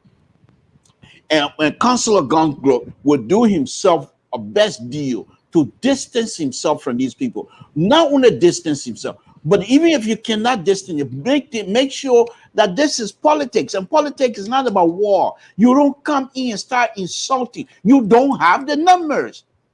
You don't have the numbers. Nima Kante alone cannot make you president. You don't have the number. And we're looking at people like Gongolo to help Dr. Bakai move this country to the next level. You can't come here and have your people insulting people and then you think you're going to come and work with them. Your credibility will be shot. And this young man has been fighting for the poor people for a very, very long time. And these people, the grievance seeker, will want to use his platform to try to damage his character. This is something that I don't appreciate. And this is something that I think the Gongolo himself, the councillor, will try to tell these people, we are not at war. This is a competition, and the best man will win. We're not at war. Don't insult. Mr. So, that's what we do here on this platform. We bring people we don't agree with. For example, I don't agree with you and the center right 95% of the time, but that doesn't give me the right to say something that I know you will not say to me. This is what we do here on Liberal Public Radio. Thank you. Are you done? So let me say this. Mr. Joyce. Yeah, let me say this. The fellow who trying to insult to people, he's naive, because there's no political party in Liberia that can win an upright election in the first round. No political parties. So I don't care who you are or that group, they will have to collaborate with other parties. So the young man who wrote trying to insult to people is very naive. Probably he in Liberia and don't study the body politics of Liberia, because this is what they do. And you are, when they are running through, they start throwing this insult. You make the water muddy for these people, because tomorrow we start questioning them. If you stand for this, look at the person that you associate with. If you sing, you should not do that, but look at the voice you're trying to other people. So the whole thing here is no one group, no one party will ever win an outright election in Liberia now. They will have to collaborate, have to be or second round. But here's the thing here. I'm glad that council is touring Nema County. But one of the questions I want to ask his supporters: will he be able to win anything in the southeast? These are the things we talk about. Because we talk about Nema County, yes, but you can win Nema County, you cannot win election. You can win Nema County, you cannot win election. So people, we must be very careful, because everyone Nema is a rich county, vote rich county. Yes, you can win Nema County, but you cannot win election. So you have to bring somebody that will be able to win in so many other counties. So that's why I said I don't know how long Councillor Gongo did his feasibility study to arrive at this decision. But I'm hoping to see that he do a tour, and let's see what will become the outcome of that tour. But when I said that, Councillor Bongo, he did work with Amos Smile. And that is our group that they lean against the intellectual group. The Sawyer, the people there, the boyfriend formula, those are the group. Those are the group that come from. Okay? I'm not saying that will establish presidency, but that is a group you see they're coming from. When you talk about Bank of America, there are certain group that is about the PPP party, there are certain group. So those political people who run in Liberia, they have different ideologies. When they come to the political scene, you have to know the association. Who are they? Who are the politicians that they associate with? That is the background that I'm coming from. I'm not saying that he been part of the Moja group or that doesn't give him the right, but that is the group that they come from. Oh, okay. All right. So the Liberal. Yes. Mr. So, Uh-huh. we normally don't do this, but I sent you on your messenger, I sent you 2 videos. Mm-hmm. And if you don't mind, if we're going to pivot now, I want to talk about something else, if you think. You want, so you send a video, you want to play it, or what you? Just let me introduce the topic first. See the difference of Liberian youth and the engagement with the Liberian people, with the Liberian government, and see that young man from Rwanda. If you can just play maybe 1 or 2 minutes of his, I'm not even 2 minutes, 1 minute of his introduction, then you play the second video that I sent you, which is the youth of Liberia. And then I can come back on that if you don't mind. If at all you want to do that for me, I would appreciate it. But of course, as usual, yeah, you know, as usual. That's the thing. When you want me to do something, that's the time you can play nice. Oh, you're the CEO. This is your. Okay, let's see here. Let's see here. Hopefully, let me see here. Just give me a second. I'm trying to see whether I can get this going here. Okay. All right. Hold on here to 1 second. Let me do this. Okay. Thank you, Excellency. Right. And thank you for your inspiring message. I think we all learned something from that. I am Lieutenant Alexander Ikuzo Abia. Give me a from chance. The RDF, the Rwanda Defense Force. I'm going to share this and here. Like most of you here today, I did my primary and most of my secondary education in Rwanda at Queen Hills Academy, to be specific. I was fortunate enough to pursue my bachelor's degree in systems engineering at the United States Military Academy at West Point. And I've since... Okay, here we go. And I since graduated in 2014 and commissioned to the RDF. And I'm currently working in the Department of Research and Development for Defense. Is it possible to start that? To stop it? To start. In line with the theme of today's... okay, hold on 1 second. I don't know. The Liberal is taking out Pajoy. He's taking out to... You want me to start it first? Yeah, yes, please. Right there. Thank you, Excellency. And thank you for your inspiring message. I think we all learned something from that. I am Lieutenant Alexander Ikuzo Abia from the RDF, the Rwanda Defense Force. And like most of you here today, I did my primary and most of my secondary education in Rwanda at Queen Hills Academy, to be specific. I was fortunate enough to pursue my bachelor's degree in systems engineering at the United States Military Academy at West Point. And I've since... Okay. All right. And I since graduated in 2014 and commissioned to the RDF. Yeah, please, if you don't mind. Okay. All right. I would do whatever you want me to do here. That's now the next one is going to be the youth of Liberia. We just saw the youth of Rwanda. Now let's see what the youth of Liberia would do. Oh my goodness.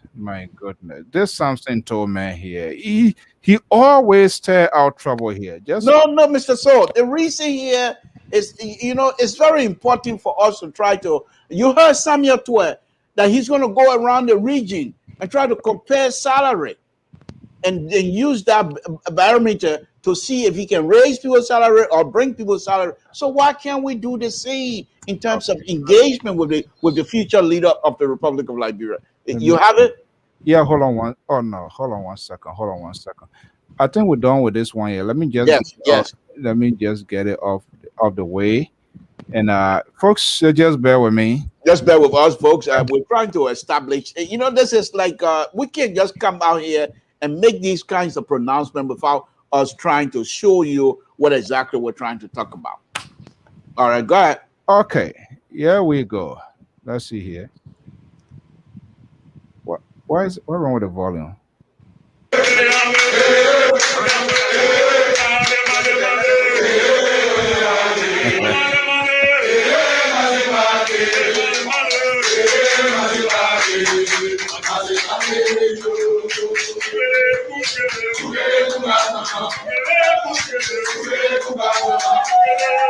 Okay, Mr. Saul.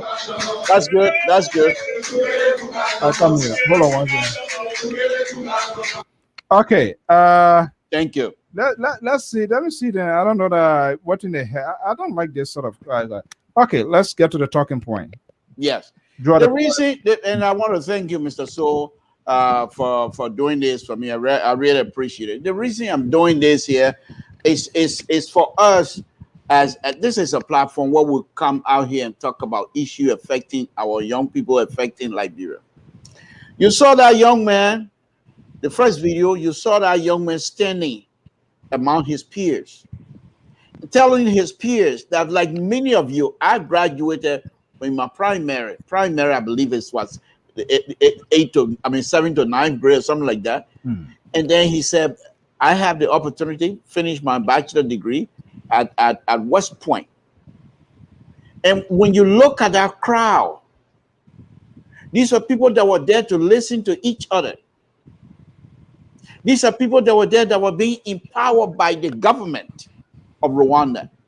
These are young people. And so these young people themselves, Mr. Saul, they have the ability to say this is a competition for the future of our country. The one man, the president of Rwanda, will not be there for life. And they're preparing themselves for the future. And these are people that will be competition. They were all in Africa. You, as a rich man here in the United States, will not take your money and do an investment in an area where it's not stable.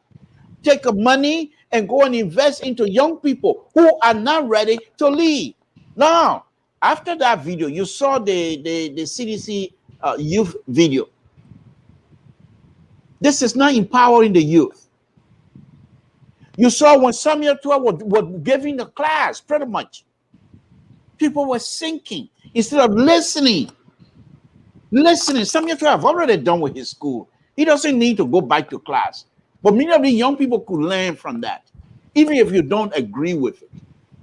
The main thing, the reason why I'm bringing this up, and I hope Mr. George will help me, but let us don't take the politics side of it. The reason why I'm bringing this up is this. The young people of tomorrow in Liberia must be told that in order for you to succeed, you have to first of all train your mind and prepare yourself for the future. You thinking what that going to do for your future? Nothing.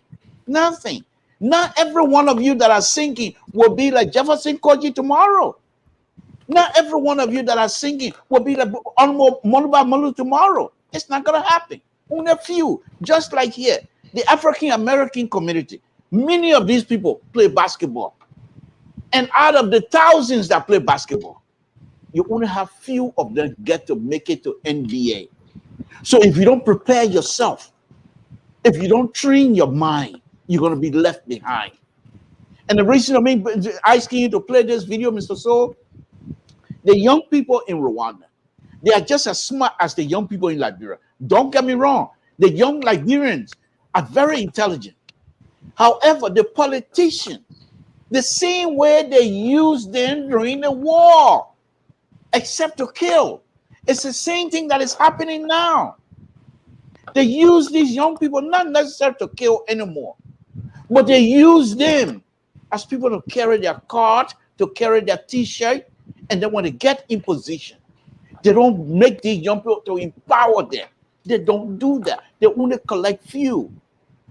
And this is what I ask you to play this for me, and I really appreciate it. I really appreciate it. I just want to point that out that we need to do more. Yeah, I think it's touching. It's touching. I don't usually agree with you, but when it was being in agreement, it is. And he was very specific. He said, "Mr. President, you inspire me." Except that you took a one line. You make reference to a CDC, and this is where my only problem is. This is being spread out. Yeah, all of the political parties. And that's where sometimes we find it very difficult to balance because it's just so ridiculous. And this is why these people continue. They will always be making these sort of wrong choices for us. And we have to talk, because if we don't talk, their decision-making process impact our daily lives on a daily basis. I don't care whether we agree with them, we disagree with them. But the politicians, they enjoy that so much because that's the easier way. When they're doing these things, the young people are energized. Nobody listens to them, whether even anything that they are saying is wrong. But guess what? That's what the electors also love. That's why when you cuss the hair out of people, you do anything, you are being celebrated. I have watched numerous videos of Paul Kagame. He sits with people, they talk, they were asking all of the tough questions. Nobody there to stop anybody. That's what makes him to be so loved of his people. So they see him that, you know what, this door lock is now spoiled. Why are we changing the lock for? If it's not spoiled, don't fix it, because when you go there to go fix it, you mess it up. That's the whole thing. Mr. So, before Mr. Judge comes in, let me just point you out a few things here. Before you go on with your conservative view, they do not, that's sport, don't fix it. That president, he's evolving.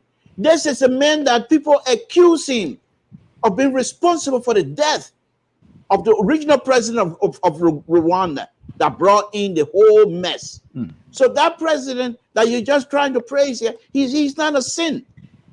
However, he realized quickly that if I'm going to go through all of this trouble, he led a hidden process. Exactly. He said, if I'm going to go through all of this problem, causing all these people, all of these deaths, I must redeem myself.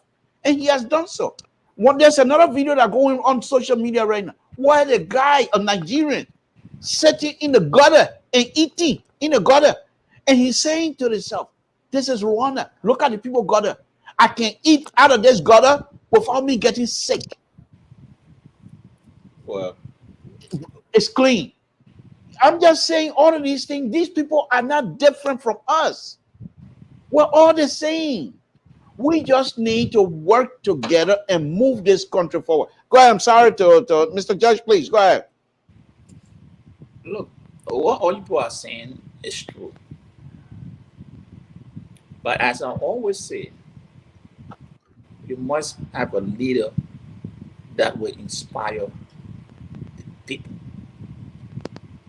It don't come from nowhere else. The great United States is the policy they introduced that inspire people. So, because if the government is not doing this thing, what the people see the government doing, the officials, that's what they will follow. It's just human nature. So, in order for us to change the mindset of our people, our leader must take the lead to set an example how you want your country to go, how you want your country to move forward. When you set that tone, the people will follow you. It's just simple. So here's the issue. One thing, when you see government officials doing, they use the position to build school for themselves, the retirement. When the building, they say it's for the people. But as soon as then they say that private college. These are the things they do to exploit our people. They are not engaging the people to say that, look, okay, you know what happened? I'm going to do it. Send me to it. Why can he call 50 young people and say, look, gentlemen, What do you people think? Tomorrow, what you want to do? Don't have a discussion. Why he can't do it? But to go somewhere, the people sing, you're speaking, yo, sao. When they leave 200 out there, they say the man is good. Baku? Baku, good. And they say, man, it's good. These are some of the things we're talking about. That young man, graduated from that school, it was the president. The government gave him that opportunity. Now you see he came back to contribute. He telling all young people, this is what the government do. So you got your part to play, and that part you got to work hard to get to this level. The opportunity there, but you got to work for it. You can't just sit down and come to, you have to work. Where the step you are taking? So he telling them, anybody can be like me. Just follow my path. The opportunity is there. But again, when it comes to Nigeria, it's done maybe on a selected basis. Who know you? I don't know. This battle cry business, where it came from? Everywhere the Inchima, a possible battle cry is there. In the church, battle cry is there. And the battle cry came from this movement from South Africa, the ANC, which was transported to Liberia. Everybody want to be. Yes. Another interesting thing here about this battle cry business, Mr. So, what the Liberian people don't understand, if people like Dr. Weir, that's not his thing. Just if you follow me years, months ago, there's a video that I used to play out here that Dr. Weir, when he was in the Southeast, that wasn't battle cry. That's the cry of unity. This is how you bring people. Mr. So, why did you switch me and you on my right hand side? What's going on here? I got to keep my eyes on both of you here tonight. Out of a sudden, you switch from a CEO position. Now you're in a chairman seat now. What's going on here? I'm watching. I just want my people to know that I noticed that. My audience to know that I noticed that. But anyway, let me just. What's your problem? Put yourself back to where you were. Put me back to where my chairman's seat. You are injecting something, and I'm waiting for you to. Oh, okay, all right. Well, you go to Mr. So again. Well, okay, all right. But anyway, the point that I'm making. That he's part of the power. He's part of the problem. This is the same power struggle we're talking about. Go to Total. Let's see what are you. Yeah, we go. Then you put me back in my chairman seat. Thank you very much. I'm the chairman. You're the CEO. I'm the chairman. I love this position business, my folks. But anyhow, on a very serious note, Mr. Josh, when the president went to the Southeast, when he did that with Franti Kofa, the deputy speaker, that cry. It's a cry of unity when you're uniting people together. And that was something that really moved me. Look, Mr. George, I don't agree with this president on many things. But these people that are in charge, and I know you will disagree with me again tonight, these people that are in charge of Dr. Weir's movement, if they were smart, they will utilize his popularity and things that he can do to bring people together. They will harness that energy and try to unleash it. Then we, the opposition, would have had serious trouble. The man went over there. He took his jacket, the coat suit and everything. He put on t-shirt with slipper. And at that time, COVID was still on. He took out the mask and he went with the battle cry. I mean, with the unity cry.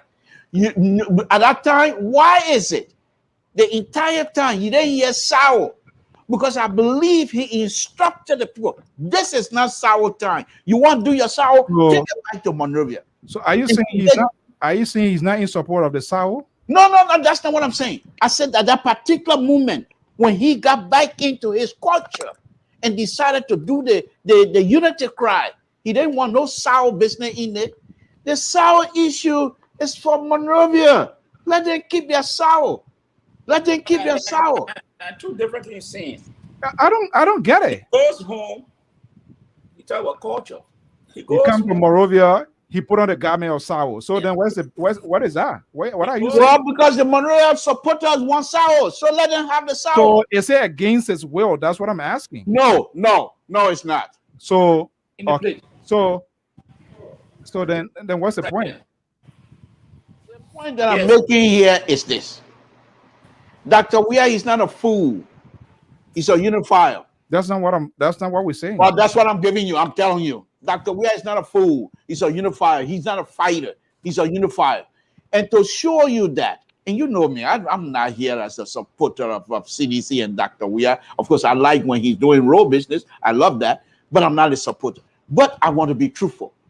When you saw, and many of you know this, during the war, he used to leave Europe and come to Liberia to try to bring peace, whatever little peace he had in mind for our people. So he's not a stranger. What is baffling to me and what is really, really confusing to me is this is the man that put Liberia on the map in terms of soccer.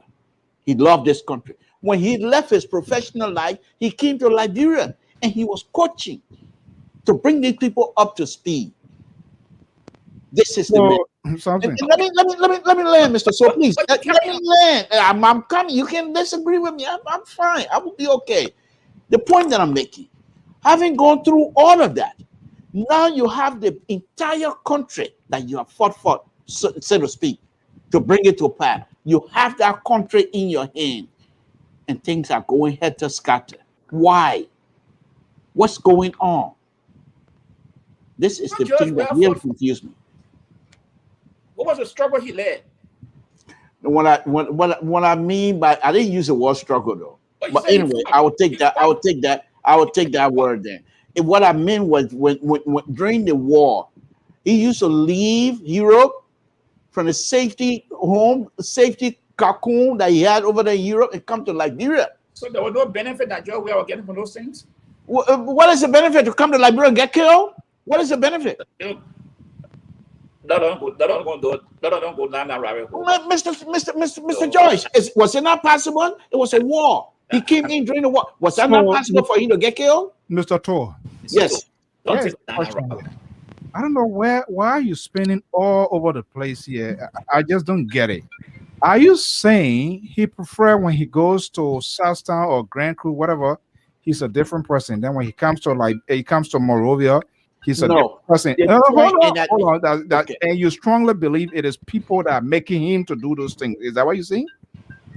You want me to answer now? Yes. Both of you are missing the point, and that's very sad. But of course, I'm not surprised because that's a center right and you're far right. So you guys, it's easy to miss the point. The point that I'm making, the point that I'm stressing, it's not so much of him coming to Monrovia. People of course, they put in the Bible. We all know that. But the point that I'm making here is, I know that. I know, Joe. You don't know, but I know.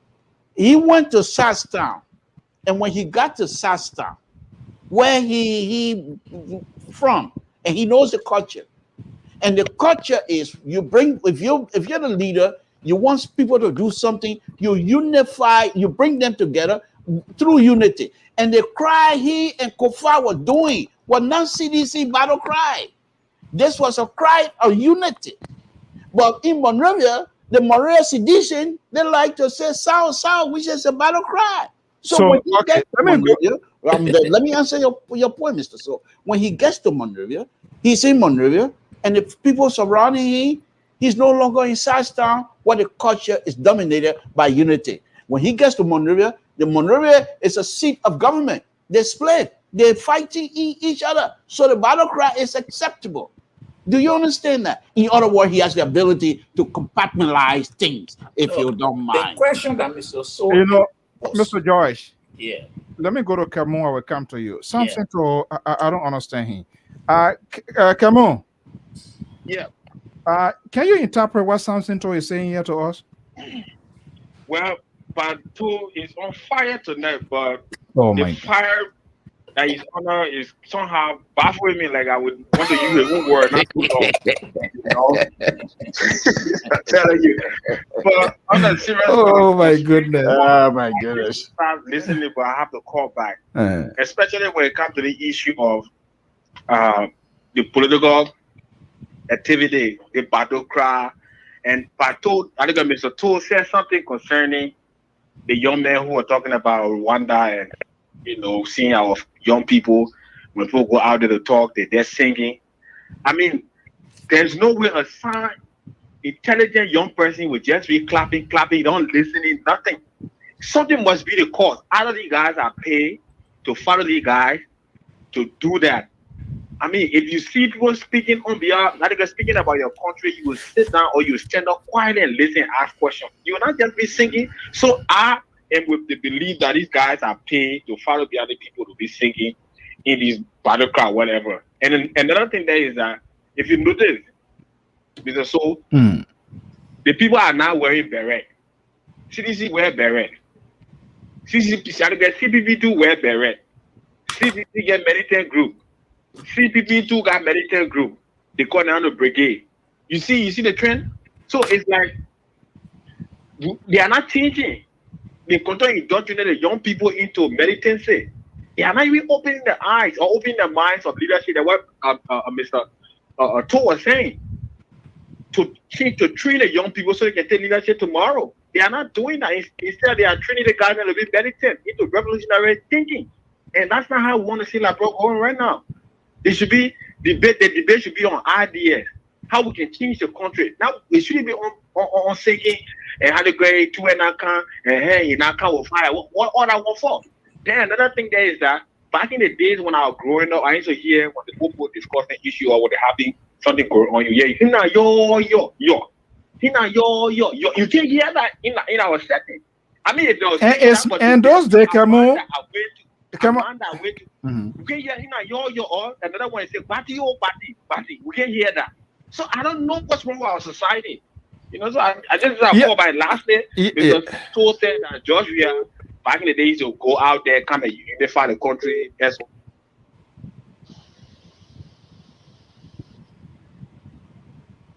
Because if you're prepared for the Senate days, you have been better off. But in the Senate, Georgia couldn't do nothing. The presidency time, campaign time, rather, he didn't go for debate. So Georgia are not really prepared for the presidency. That's why things go on the way go on like go right now. You understand, Papa? That's it. That's it. Yeah, thank you. All right. Thank you so much. Let me go to this other number here, 508 number 9200. Caller, good evening. What's your name and where you calling from? Good evening, sir. How you doing? How are you? Great. Welcome to the show. What's your name? Thank you. This is Mr. Smith calling from Boston, Massachusetts. Okay, Mr. Smith from the Liberal state. Maybe, I don't know whether you're a Liberal guy to hear you next door to me. Thank you for joining the forum here. What's your take? Yeah. I'm kind of a little confused with now with Bloku. I always follow Bloku. I always follow him, but I'm kind of confused with that. You guys were discussing how the young people in Liberia in a political exuberance with the muya and whatever thing. Right. And Mr.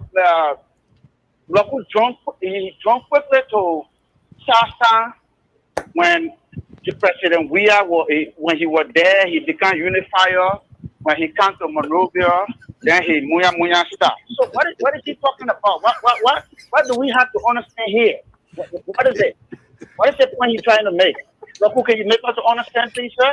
Okay. You see, please stay there, like, because these are some of the things when I try to stop him.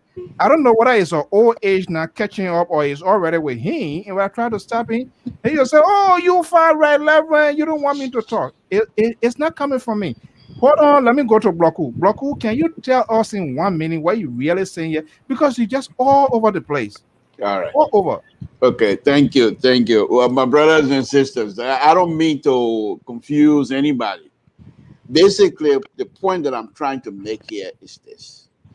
First of all, you know me, I don't hide anything. I express myself freely, and I really appreciate you guys giving me the opportunity, the listeners giving me the opportunity to do so as well. However, the point that I'm trying to make here is this. Dr. Weah is the president of the Republic of Liberia, resides in Monrovia. In Sasstown, where he's from, which is the southeastern side of Liberia, every county over there has its own little culture. In Sasstown, when they're doing these things, is to unify the people. There's a video that I play here all the time, where he was doing the not a battle cry, but a unity cry. He and Kufa was doing that, and at the end, he told Kufa lead the way, where the people followed them, and they were cheering. The point that I'm trying to make, he's the president of the Republic of Liberia. However, he's also nobody questioned that. Okay, let me finish. Also, he's also a die-hard sedition. He could have suggested or allowed sedition to do the munya munya during the time of this unity cry. But that wasn't allowed. Not only was it not allowed, it wasn't even brought up. Why was it? You got people who travel with him from Monrovia to Sasstown. Those are die-hard sedition as well. And they know the battle cry of munya munya. Why was it not used? Because that was in the place. When Dr. Weah is in Sasstown, he used it, and the Sasstown community and the Sasstown culture demand you do unity cry. You don't do battle cry. We're not going to war. So who gave the identity of this cry here? Is that you or did it one? Well, the battle, which one? The unity cry? I don't know. Is that a name of it or you? Because I know it. I've done it myself. Mr. Soul. I'm from Town. I've done unity cry before myself. I've done that. So it's nothing strange to me. Anyway, in Monrovia, the point that I'm making, and I want my brothers and sisters to understand, in Monrovia, first of all, it's the capital city of Monrovia, of Liberia, and that's the political seat of Liberia. You have the political from different parties, and so there they allow the young people to do the battle cry when these people going from function to function. And that's the point that I'm trying to make. I'm not trying to stay here to confuse people. And this fact that I brought in the young people, I will continue to say this, that the young people of Liberia are sophisticated. They are not slavish. And this is not my first time. But they need, as Mr. George was saying, they need leadership. And they need people to give them the power to lead for tomorrow. And that's why I asked Mr. So to do the two videos for us. So if you think I'm trying to confuse you, that wasn't the intent. We don't have no problem with those videos. But when you came out already, like the old Air Liberians finding the way. Let me go back to my caller here. My man, are you there? Yeah, I'm here. Okay, I still don't get it. But if we, I still don't get it. Let me just play a little bit. Okay, Bloku gonna have a nightmare tonight. You're gonna have a bad dream tonight. There's a difference. There's something that Bloku is not making us understand here. Right. I guess the topic was how productive the young people should be instead of saying muya muya all the time in Monrovia. Mm-hmm. I guess that was the discussion. But instead, Bloku have brought in unity crowd in Sasstown. How the unity crowd when Joe we are there, it becomes unity crowd when he's no longer there. He comes from Monrovia, unity muya muya style. I thought he was making us to understand the reason all the young people should do away with muya muya and be productive. I thought that was the point. Isn't that it, Mr. Cho? My man, point well taken, my brother. Get it all right. Okay, thank you so much. We don't claim to know everything. All right. You know, that's what we do here, and that's Bloku. That what makes him Bloku. They're gonna call him other name that he has, and he doesn't call it. They call him Besuruku, Sunday Gu, Sunday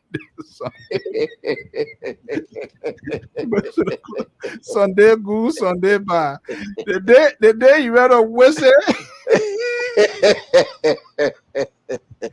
People, I'm sorry, but this is the guy we gotta deal with. No, those two videos, right? It's educative, and if you listen to me most of the time here, that we all both always talk about that. And when you see me sometimes pushing on the opposition and say, oh, sometimes it's sedition, this and that, it's the same thing these people are doing, and we are having this sort of headache. And you see Alexander Kume, ANC coming. You see where in the other man, People Liberation Party. I saw even the Tiawan Gonglo. I saw a group to start dancing the other day. So they're doing nothing different than what this very CDC is doing. We're trying to frown on. And they are doing the very good disservice to our youth.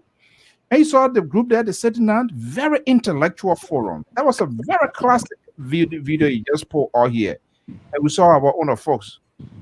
The whole day, they get stuff behind their back, sweating, dancing, people talking, they don't want to ask questions, they're yelling, they're clapping. Even during the days of Samuel Doe, the only time we used to see the culture team, they would go there as part of a carnival to welcome the president, and you see them drumming, they're doing this. But again, time are so much involved. We understand, but I think it is time that these people, to our politicians and the very young generation, these are all grown-up people, men, women, they are married. They are not toddlers, they are not babies. Yeah, we can't be advised, we can't be babysitting people here. They should know better. So they are the one that also encouraging the politicians. It's the same old thing that we are talking here. All of these politicians, all of these lawmakers, they all have this the same thing. They all have NGO. So you are ordinary Liberian, when you are struggling, you build your institution and you want to go give back to hire people, you will never get contract, because all of the contracts come from government and they are very people, they are all the overseers of this.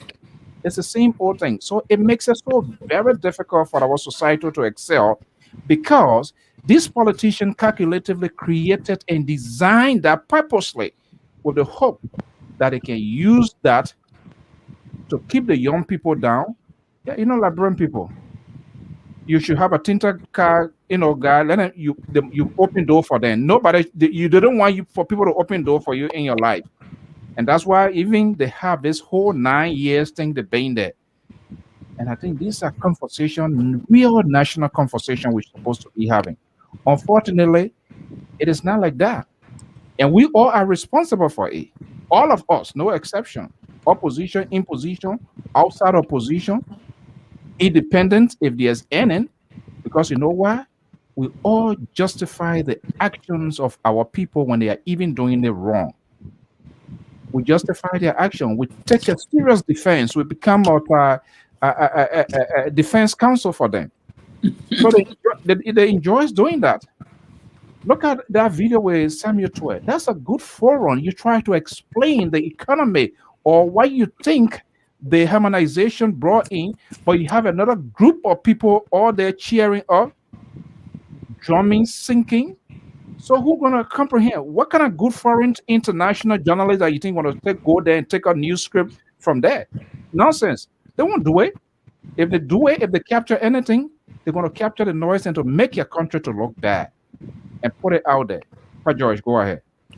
Let me go back to this thing here. The battleground today, yeah, this all Amanda Awedu, there was something that was imported from South Africa during the struggle days.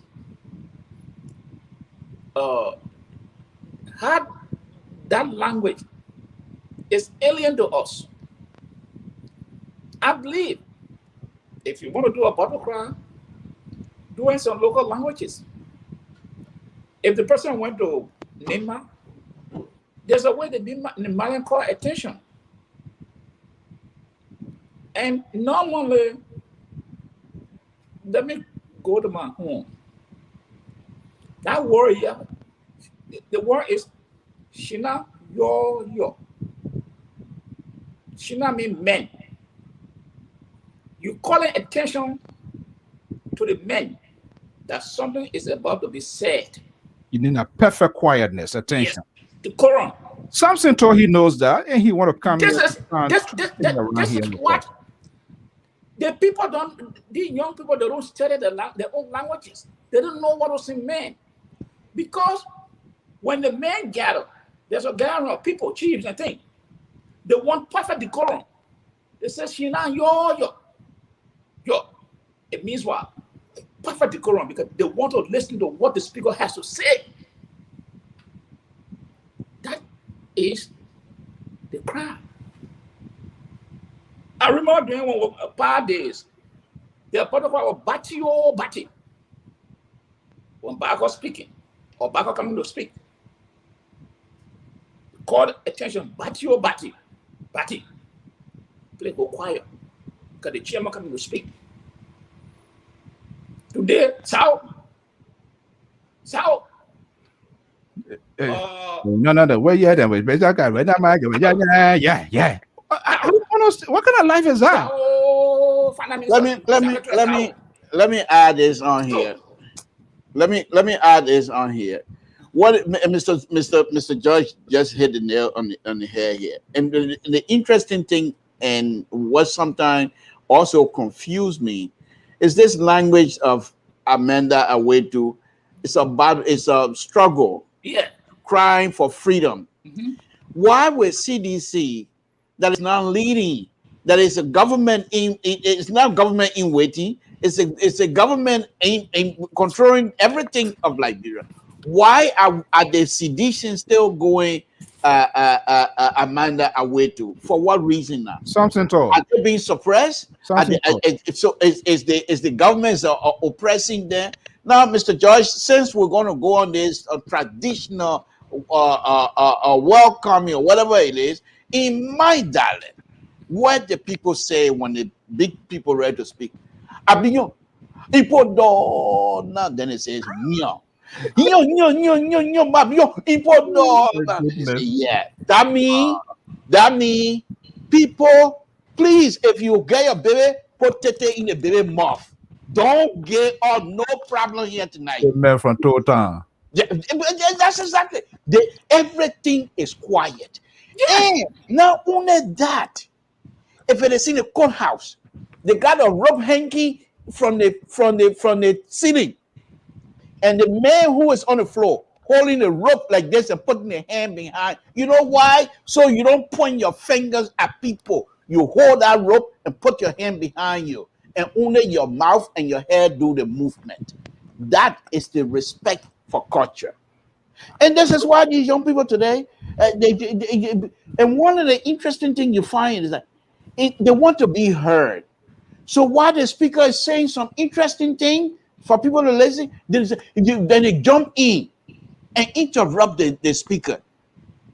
But because this is how they're being supported, the speaker cannot say, he can't say. But let's say it this way here. Don't be biased. And that's why you're the same way you confuse us here and about 5-10 different colors called in here. That's what you try to do. This is not a CDC business. All of the parties, all of the political parties, even on campuses, that's what they are doing. And I just don't understand that, because it's not just part of that. Those days, like you said, when Edward Komosako, then the Kakura Boto, then when they're doing those things, it's a sort of special way to claim people's attention. And what are we even crying for culture? Helen Johnson Sirleaf, Unity Party, the Joseph Boyka, your man, they went and destroyed our Kenyan, one of the places that preserve our culture, and they said they were building hotel. The hotel is there, or what, Pa George? Yeah, hotel there. Okay, the Bill Hotel. They put down their heritage. They destroy their root. Samson, are you listening to me? And yet nobody is asking that question. Do you know what the culture industry, what it brings to the country? They destroy it for their own political gains, building hotel, building whatever it is. So you know what? As a result, all the young people now, they like they are hand like they get somebody suffering from some sort of thing a whole day. I don't know. I guess some of them will be having some sort of contraction in a long time to come. This is ridiculous. We need to go back to our true identity. I always like to photocopy people. Let's go back to our true identity. You have languages. That's why the university developed a program that you will use to identify with your country. That when someone finds it here, they say, oh, this is what the guy's saying in this language. But Amanda, I'm speaking, it's just hard to establish your identity. So, they are like South African, they are like Ivorian, they are like Guineans, they are like Sierra Leonean, they are like Ghanaian. Well, just I don't mean to interrupt. Just quite recently, there's a young lady, Banto, her name. and she went on air. Claiming to And be she started speaking as though she was from Jamaica.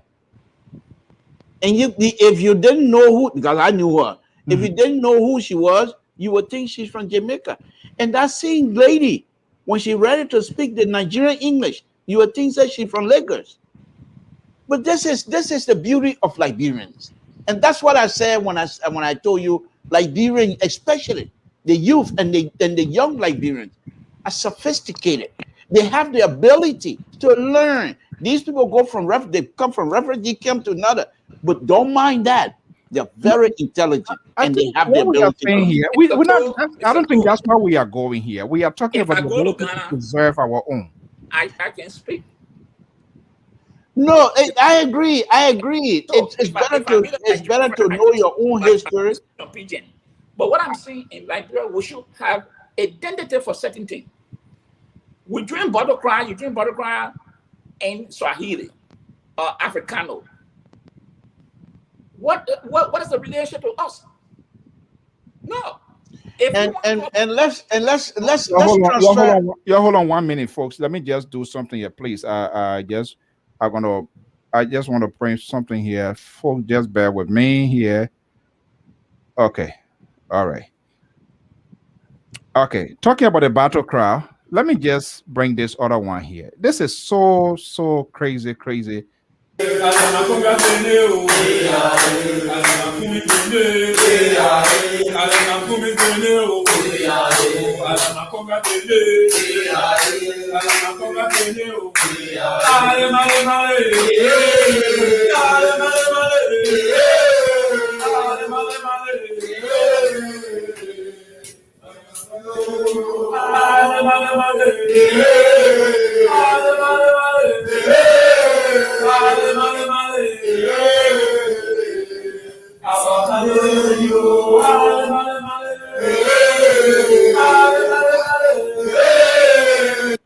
You see that one beer? Well, little Ben Laddie beer. Is that somebody supposed to be among those kids to be doing those stuff?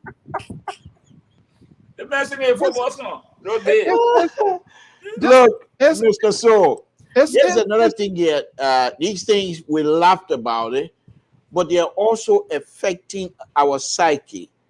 And not only that, they don't even look funny to me because the behavior that we have is also being transferred into the way we construct things in Liberia. The infrastructure of the country is now being pretty much mingled around or follow somebody else's thing.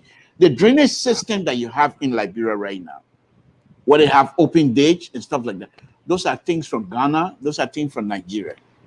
Yes, we're all in the same West African region, but the rainfall intensity is not the same as it is in those countries as it is in Liberia, because they have the rainfall. They have the rainfall intensity chart that in order for you to design these things, you go through with the chart. They're not the same, but we follow the same thing. Now, another thing here that I'm going to be talking about here very shortly, maybe I'll be writing or something like that here, is this. And let me just throw it out there. Maybe I think we're getting ready to get out, Mr. So. But let me just throw it out there. One of the things that is happening to us as a people, and even in our own culture, we do not invest in durability. We do not invest in intensity of material for it to last. We don't do that. We invest in something that will give for instant gratification, and these things fail. So it's a waste. And that will be my next write-up, and I hope with my Liberian Public Radio will publish it for me, and our brothers and sisters can go and read on it. It's a very interesting reading, and I will tell you that. You know, this thing is so. That was 2 years ago when I was in Liberia. I visited CDC, the Sacrament tree, and guess what? These people can be hungry, crazy. When I went there, I trying to find a video. Someday, maybe I try to find a video. I can't get it. When they're doing all of those things after, I asked one of the young guys, so what is the purpose of doing this thing? Hey, bro, I said, no, don't. Yeah, we all equal. Then I know Big Brother business. The man is well dressed in his nice navy blue suit, like some kind of those days, like director Peter Thomas or Johnson. Then those people that used to hang out with the SS. What you get for me? I said, where I get?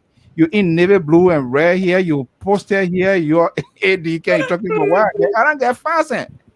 So that be yelling because it's it is these people that are keeping these people down because that's the way, because they can't show them the way out, because if they did, they will not be holding power. But every day I speak on this issue. That's simple. That's simple. It is. Every day I speak on this issue. Every day, all of these people here, and it has engulfed everywhere down to the little children. Women and all everybody inside now. Even when they're talking to their pay, they're not even getting their pay. By the time you go low, people start dancing and stuff. So when do these people really have the time to put their grievances together, to have a seasoned thought, to put their ideas together for things that are really affecting the country, for us to talk it? And believe me, you are in minority. When you go, you talk it, you are not one of them. Nobody going to pay attention to you. No. That's the problem. That's the situation we have. I don't know. I have no idea when we're going to get out of this mess. There's no end. Even man of George, we are right now. Maybe before that time, there will be another slogan again. Mr. So, don't say that, because it's very possible we will get. Look at Rwanda. These are people that were killing each other worse than we did in Liberia. So, you know what? You know when I'm going to see that? When these people, these leaders, these advocates, those people who are calling for good governance, when they begin to season their thoughts, when they begin to act like a real adult, when they begin to have like a conversation that worth listening to, when they begin to do things that is evident that indeed there can be a change, then I will see it. But until then, they all champion the cause. They all happen to facilitate what is going on. So right now, I can't deceive myself. You want to deceive yourself, liberal, go ahead and deceive yourself. I'm not going to buy into. Oh, I trust my country, and I trust the leadership of the Republic. These people will redeem us, and they will help us. Dr. Baka is coming to save us. Oh boy. Let me see. We're coming go down, because I don't have time for that. Yeah, I'm not going to go down. But Mr. So, did you proceed the budget? The proposed budget? Yeah, they have 2 million in there for themselves. More than 2 million. But I think maybe tomorrow we'll have to. Yeah, I have to. Yeah, please, because I talked to somebody that I wanted to do. If you have that in your email, please forward it to me. I want to really go through that, because these are things that we don't look at, and then at the end of the day, they see this thing inside and they allow it to go because we don't talk about it. They already passed the budget. JFK. I know. JFK, 100,000. JFK. Yeah, why don't you shoot it to both of us, and then tomorrow on my show we will discuss. What kind of show? You still going through orientation? You don't know nothing you're talking about on your show. You have to ask for my permission, and you talking about show. Don't you want I'll let you? Yes, indeed. I think you're gonna try that to Waka to bring you on tomorrow. Tomorrow, midday, we're going to be having a program. I'm not sure what she's going to be on, but it's quite fascinating. Some of the images. The late Mona Yomblo, the former congresswoman or representative from Liberia, Mosorado County. I think she was kind of like, we know her past history, things that she was doing, but she got a business her mother picking up. They were able to grant her asset. We're going to be talking to her or the manager, some of the things that she's currently doing, and we spoke with her. Hopefully she could be there. When we spoke with her, that those are some of the things that her daughter visions of doing. That thing she get a vocational school, a lot of stuff. But we're going to be, hopefully we're going to have them. We're going to have either her or the manager that is conducting the COE Ladies and End Beauties, Capital Bypass, BMW, garage somewhere there. But we're gonna have them tomorrow. I just thought that I right in there, and hopefully to Representative Juliet Weir of Lofa County. There was a cancellation. She said, okay, this time around, she's ready. She said, oh, my brother, I'm sorry, but my pressure went up. So I said, what, from the 15,000 or 30,000? He said, the people, they can break, but by the time you low 5 o'clock, 6 o'clock, the people to your door. So I said, you want to go on Capitol Hill? Did you speak to that James? They're making people, Did you speak to James? Yeah, James. Yeah, James is scheduled here tomorrow too. James is scheduled here. Yeah, by we're gonna have hopefully 30 minutes with Mona's place, a mother or whoever manager, and then James should come on here. I have to verify with everything, but hopefully they're gonna be both of them. We're gonna do that segment. And our correspondent, Mr. Toll, we will really need your expertise. This is what I call the dual bridge that is being currently constructed. I don't know whether it started from grass roof to this stage right now by the CDC-led government. Our man in Mount Gibby going to be taking a trip there, and we're going to have that. Our understanding now they should be dedicating all of that, but our cameras will be rolling out there, and hopefully we'll be able to have conversations, and we can tap into your expertise to see what he looks like. Okay, well, gentlemen, I can for sure say the Liberal had a very bad night. It should not be like my superintendent. The other day, my superintendent, I will find it. The other day, my superintendent, they call her to the Capitol building. Oh, I call her. You mean Esther Walker? Man, what was that with what's his name? Cole. What kinds of things he was talking about? Melvin Cole, that guy is one of the most corrupt person. That's a troublemaker in Bunker. Those are the people that are throwing that country down. What was the call people troublemaker? The guy is too corrupt. He's so very corrupt. Okay, you get one troublemaker in Moserado now. You get one in Bunker. Who's the troublemaker in Grand there? Let me take him my own country. You don't even think twice about that one. Oh, Samson. Yes, a joke here. They call her to come explain. And she started put that she said, I know exactly what I'm talking about. I went to school and I know exactly what I'm talking about. But let me say this. I want to be very clear. I did not go to night school. So who's she talking to? The whole hotel, the speaker called her attention. They said she must take it back. She didn't know who went to night school. Now Melvin Cole went to night school. Many of them went to night school.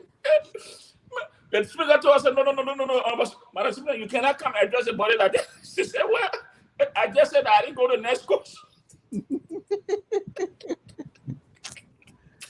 Anyway, gentlemen, we're going to be there. Time caught up with all.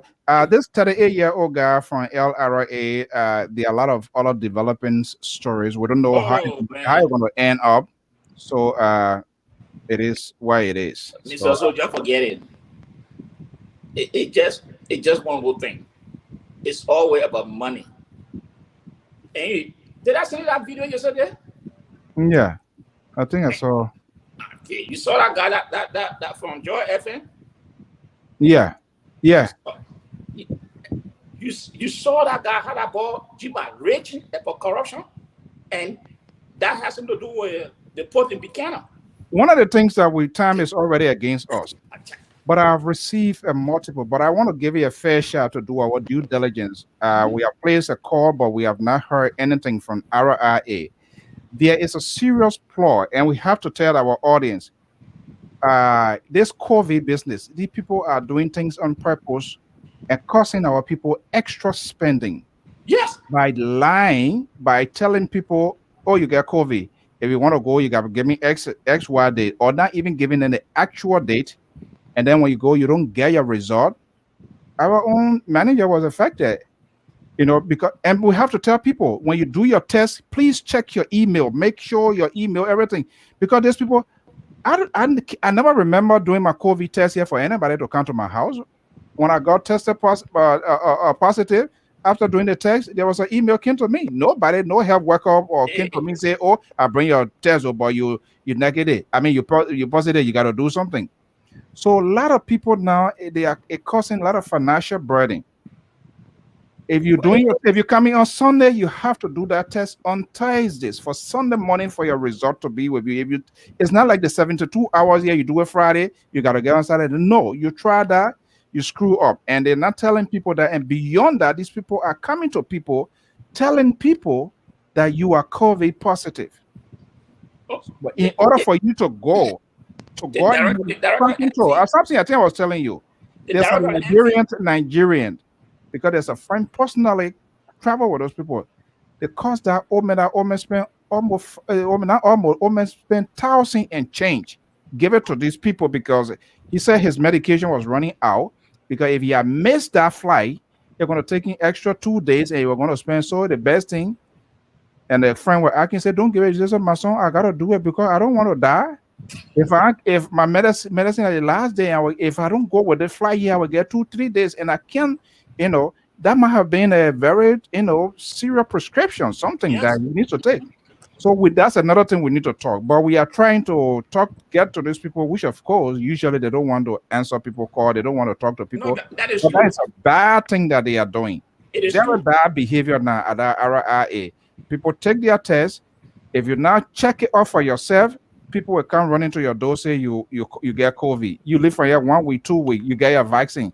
So that means you enter with it or what? Also, where does it come from? Now, your 2 weeks, it was contracted in Liberia, and then at the end of the day, they make people to leave. Because let me just call it our own Jennington Gateway. There was, because of the same crazy thing, not that they say you get a COVID, but because of the whole test, taking your test, and the timing, not that appropriate, giving the people the rightful information. And obviously, if you're supposed to come on Sunday and you can't come because of COVID result related thing, that's not an airline business. You got to pay that fee. They love that because that's how they're going to get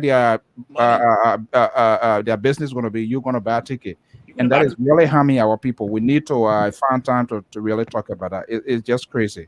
Mr. MV confirmed that story. I will look for the tape on 50/50 that there were people in the lab changing people results. They did it to our own manager. It's real. They say then when the man said what, when after now he told them, say, "Oh boy, I'm a result," and they said they missed the address. I wish I was there. You missed the address, man. This is poverty is I don't know, but it's just over the roof. It's not about poverty. It's about people being dishonest. It's people being dishonest. You're working for something. Manage what you have. I guess it's a good revenue. I don't know where that money going. I mean, people paying in Ghana, it's okay. But when people pay it, make sure that result. People pay it, they can't even get the result. You turn around, you go to the people, say, get this. I haven't seen that. The people. All right, guys, we got to let it go to our many viewers and listeners. We want to thank you so much for sharing your beautiful Friday. Today is Friday, Bloku? Yes. Okay. I'm sitting in for you, right? Yes. We're leaving now. You're not even telling me thank you? I said thank you already, Mr. So. I didn't hear you. Mr. So, Mr. CEO, the best CEO of all time, thank you very much for sitting in for me tonight. Okay. And you see the COVID time, all the major company, they are board of directors and giving them bonuses faster and people can get from you. Thank you. Mr. So you can't say that publicly because LPR has been good to you. Oh, okay. LPR has been good to you. Look at the banner. Look at the banner behind you. That's the meeting. So what time is the meeting tomorrow? 8 o'clock? No, we're going to talk. We're going to talk that behind the scene. So, Mr. So, LPR has been good to you. Look at the banner behind you. Samson, to a good night. because you rather go to places. All right, to our beautiful folks, we want to thank you so much for being with us. Always your comments, our own Mr. Jackson. Thank you for coming in, all of you great people, Mr. James Fremont, Yvonne, Alvin, Abby, Tolman, of course, Mikey. Mikey, you need to come today or something, man here. And Tanya, thank you so much, and our own guy. Robert is one of our top 10 here at being on this network for quite a long time. He's always in it. And of course, Gay, all of you great people, thank you so much. Terry Collins, all of your comments. Madam Harriet, thank you so much. Coleman, and all of you beautiful people, man, Jacob Daniels. Thank you so much for sharing your evening with us. Any of you who have interest to do what we are doing, please, with that pro bono work all of us doing, that's the only thing. As Emma George, once we get that link out, he's always here, but not a damn we give him. If anybody female, how you get a man down, we give you all the money, then you think you get a man, they say with a down, we get. But ain't you the same person to be say you don't got money? You don't got money? Turner. Mr. George, I didn't invite you in the conversation, you know. No, I just. Okay, guys, I gotta go. Thank you so much. Folks, thank you, Mr. George. You have a wonderful weekend, sir. Thank you very much. Events over Mr. So we will talk to you later. Thank you. I don't know George, don't forget to email us the budget, please. Yeah, as soon as I get the phone, I will send it to you people. Yeah, I'll even throw in our group chat that would be awesome. All right, so that's it. Anybody who has interest in being a contributor here, female, why the ladies don't come? Why we don't have we'll be encouraging yes, and they are very eloquent, very smart. They knows the issue. Please, we need to balance it. We need to balance it. You know, anybody who has interest to be a commentator, a contributor on this network, let us know. Send our inbox. Our number, you can call a number. You can get in touch with the laborer, Mr. George. You can get in touch with me. You can inbox us. Definitely will give you the opportunity to do that. Until then, gentlemen, have a pleasant evening. And Libra, as usual, thank you so much. Thank you. I think you're going to sleep on your left side tonight, for believe me or not. Thank you. It was a hard night.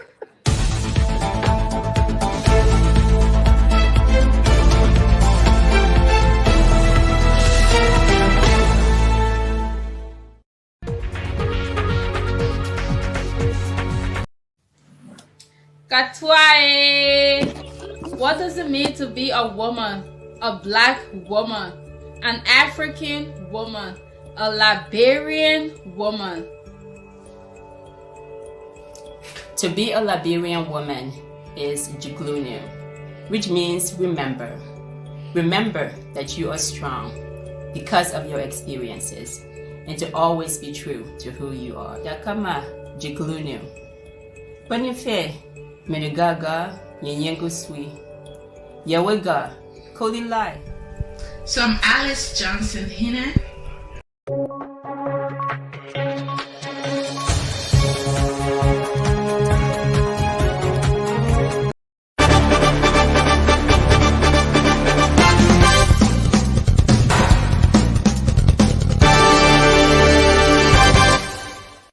You've worked for months to bring your or your client's event to life, but unfortunately, the world had another plan. In reality, the only thing you lost is the venue. We take your vision for hosting a virtual conference and bring it to life online. No matter how complex your agenda is, we produce a smooth, engaging experience. Call the Liberia Public Radio today and schedule your event. Our number is 682-433-8802. If you prefer to submit your request via email, please send the request to liberiapublicradio2012@gmail.com. Our staff are standing by waiting